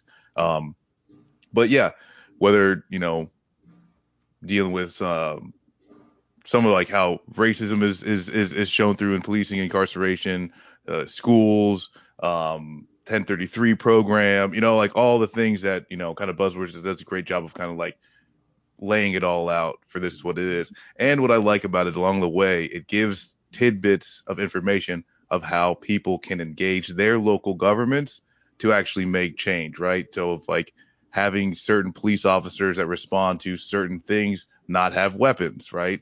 Or just police, or decriminalizing certain things, whether it's drugs or just homelessness in your communities. So that way police aren't the people responding to it. It does a pretty good job of that as well. That's actually a big issue, is the whole criminalization of homelessness, especially in places like LA. That's what's going on right now. I think we might have talked about it last week we do so many shows together. We talk about it pretty often, I think. but that's actually one of the issues that's happening with the bill that got passed in LA. That was we're going to house all the homeless people. So a lot of people that weren't following it were like, oh, this is awesome. House them. Yay, they get housing. But what it was a way to round them up and say, look, if you don't go to this fucking shelter, whatever temporary shit we have for you, we're throwing you in jail and we're throwing away your shit. So a lot of the activists actually push back on it. So we're actually having a woman that actually wrote the article that the judge cited in that case to kind of put a hold on it next week. So that's going to be a good show. I'm excited for that show. And sorry we couldn't have Angela on today. She was having some issues. Oh, Karthik, what are you reading? Hopefully a technical manual. Oh, damn. Sorry. No,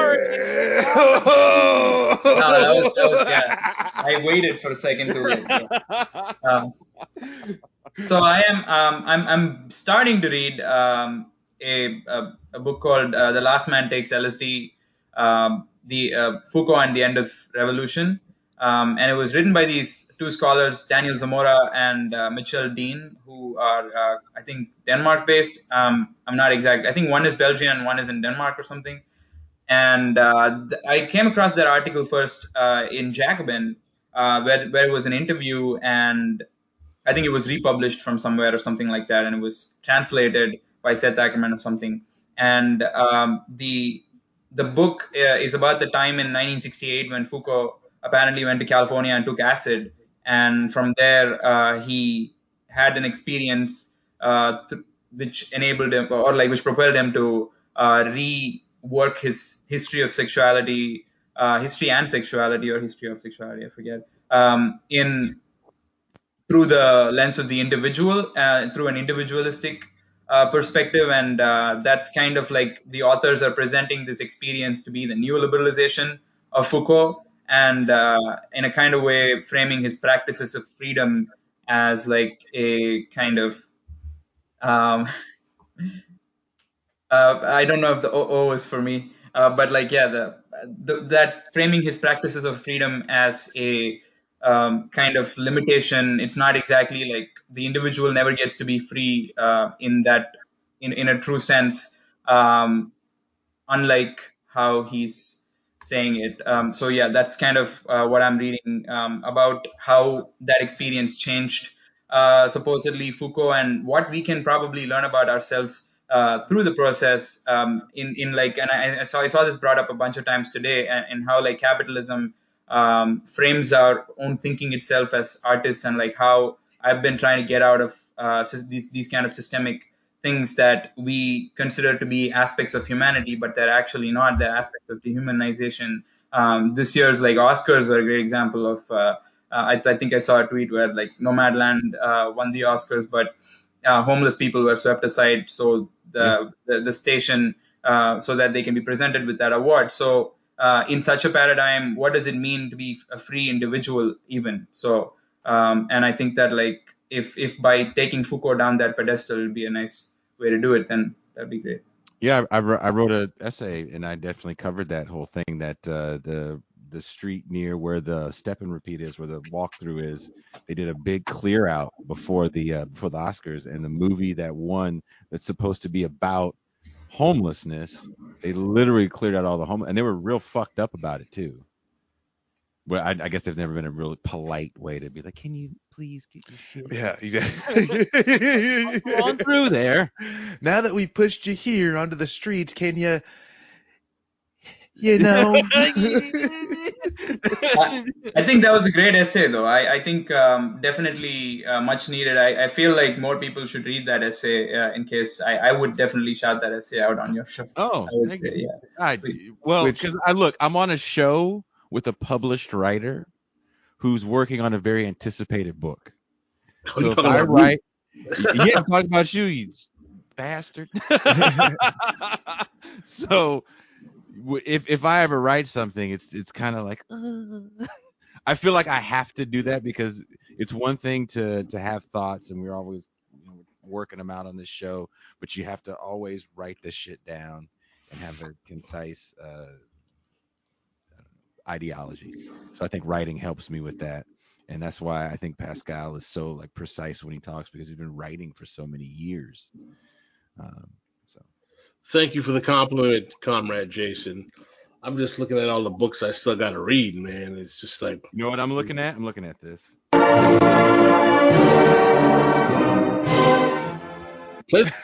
So I can't hear it. If it's loud, I'm sorry. I can't hear anything. Play the English version so people hear the lyrics. I don't even know what version I'm playing, because Adolf sent us like 15 versions. It's the musical version. Isn't it like 5 hours long? No, it's not that long. You get the English version. I think I'll find it. The International is a great song. It's a great song. Who's it? I can't remember. It was like the UK dude had sung a good version of it, I guess, and gotten to put on his own little chorus or his own, I don't know, section of the song where you're allowed to add in. Jason, what's that called?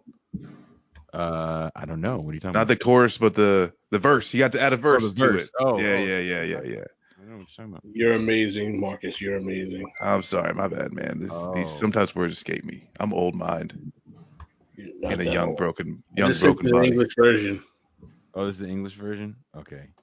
Well, I figured out how to play. I was trying to do something, because there's this device that we were looking at earlier today that would make the show a little bit, it would up the production value. And I was trying to find a very hood way to do it, because I'm working on a budget here.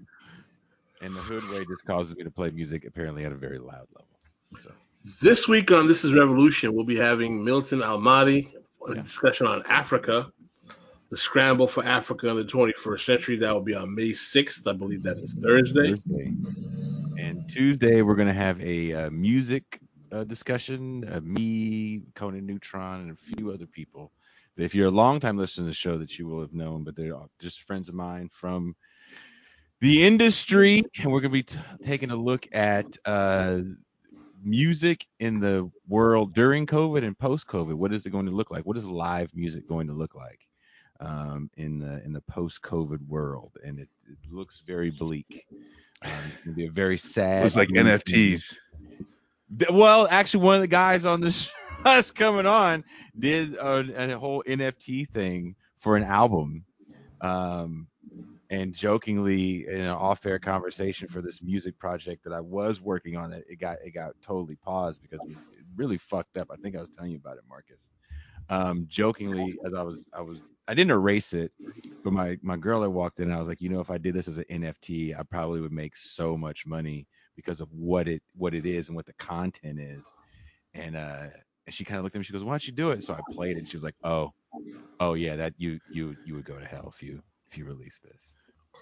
Yeah, I'll be sitting out the music show. I'll let these hard rock guys sit around and talk, so I'll pass on that one. It'll be Pascalis. He's also working on his book. So yes, I want everybody to send Pascal positive I have the vibes. chapter outlines. I'm going to be doing finishing the introduction. I'm trying to propose it to publishers. Hopefully we get a contract. We shall see. We shall see. I do want to say Tuesday. I agree, Andrew. More people would have. I agree. And I know you're probably like tongue in cheek, but I agree with you. If I would have hit you up for an image, I never feel comfortable asking people for shit. So now I will ask him if he asks for shit. And was that the one that he did the? Was it the DMX?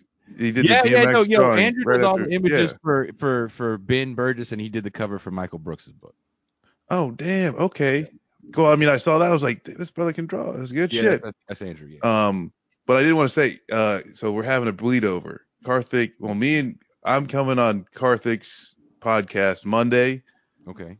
And then Tuesday, Karthik is going to be coming on, which I hope is okay. Like new developments with your family, understand. But I did want to talk about how the nerds are killing us.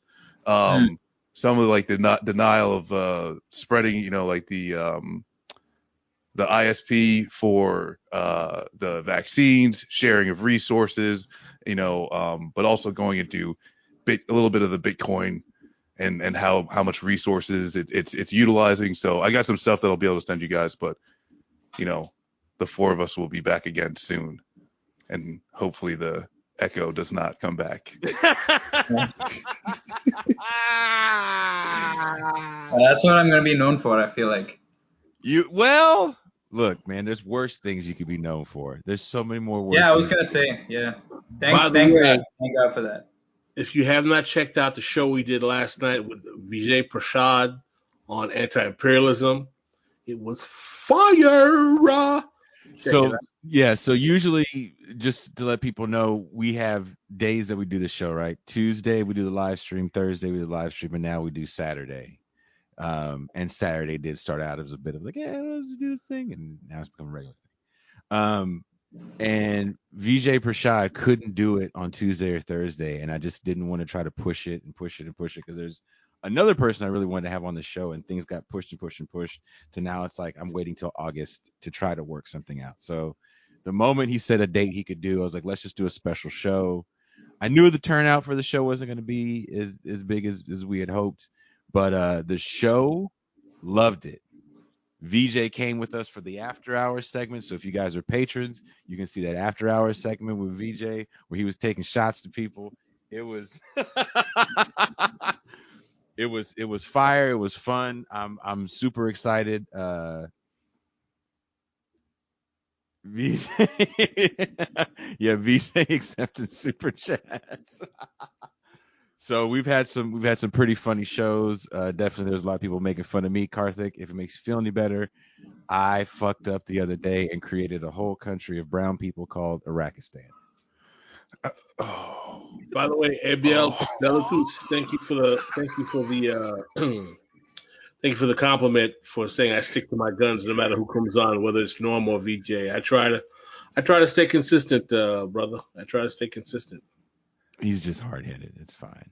Oh man, whatever. Well, I know, you know what the thing is too is like you said, we're on a cast stream with already published author, right? Respected. So like there's a certain platform that Pascal gets to punch from that none of us, none of the rest of us do. Yeah, man. Karthik is published as well, my man. Book though.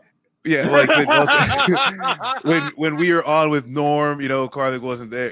That's what I was saying though, is like I think, like I feel intimidated by, he was like, oh hey, call me Norm, don't call me no, we're cool, and it's just like, nah, I don't feel like we're just on the same playing field, and even when I was trying to say like, hey Norm, maybe take it easy on some of the language thing, I was honestly speaking like to like a fucking, my old boss or some shit. Yeah. I mean, if you feel like if you've written a full length book, then you've basically proven that you can sustain that level of intellectual output. And I think that like if you have like pieces here and there published, I mean, other than the fact that that's kind of what capitalism has allowed you to put out there, there's also the aspect that you can only be like trusted with like 10 words at once, and Pascal on the other hand can be trusted with pretty much everything that he says, because he has put in the work and proven it, and that's kind of what like the machine itself runs on, right? Except that that's not necessarily true for most people.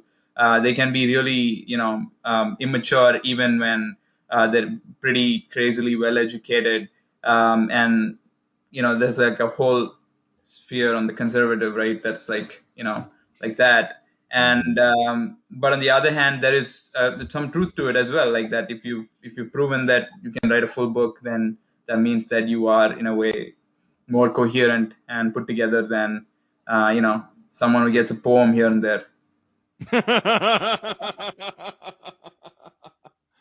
Look, man, we're all excited for Pascal's book, and I don't want to talk too much about it. But Tuesday worked out real good, because I was like, look, man, you're not coming on the show Tuesday. You're gonna get the thing done, and then we can get a cover worked up soon. Zero's gonna get the cover worked up, and then when we start promoting that, everybody's gonna get excited. Then you'll get excited, and everybody wins. Pascal hates this. He's like, stop saying nice shit. This is how I tickle him. Since I'm not in Miami, I tickle him if I was in Miami. Yeah, man. No. Shout out to the comrades and all on the May Day today. Man, we had a long show last night, though. I think we did our thing. I think we should wrap it up.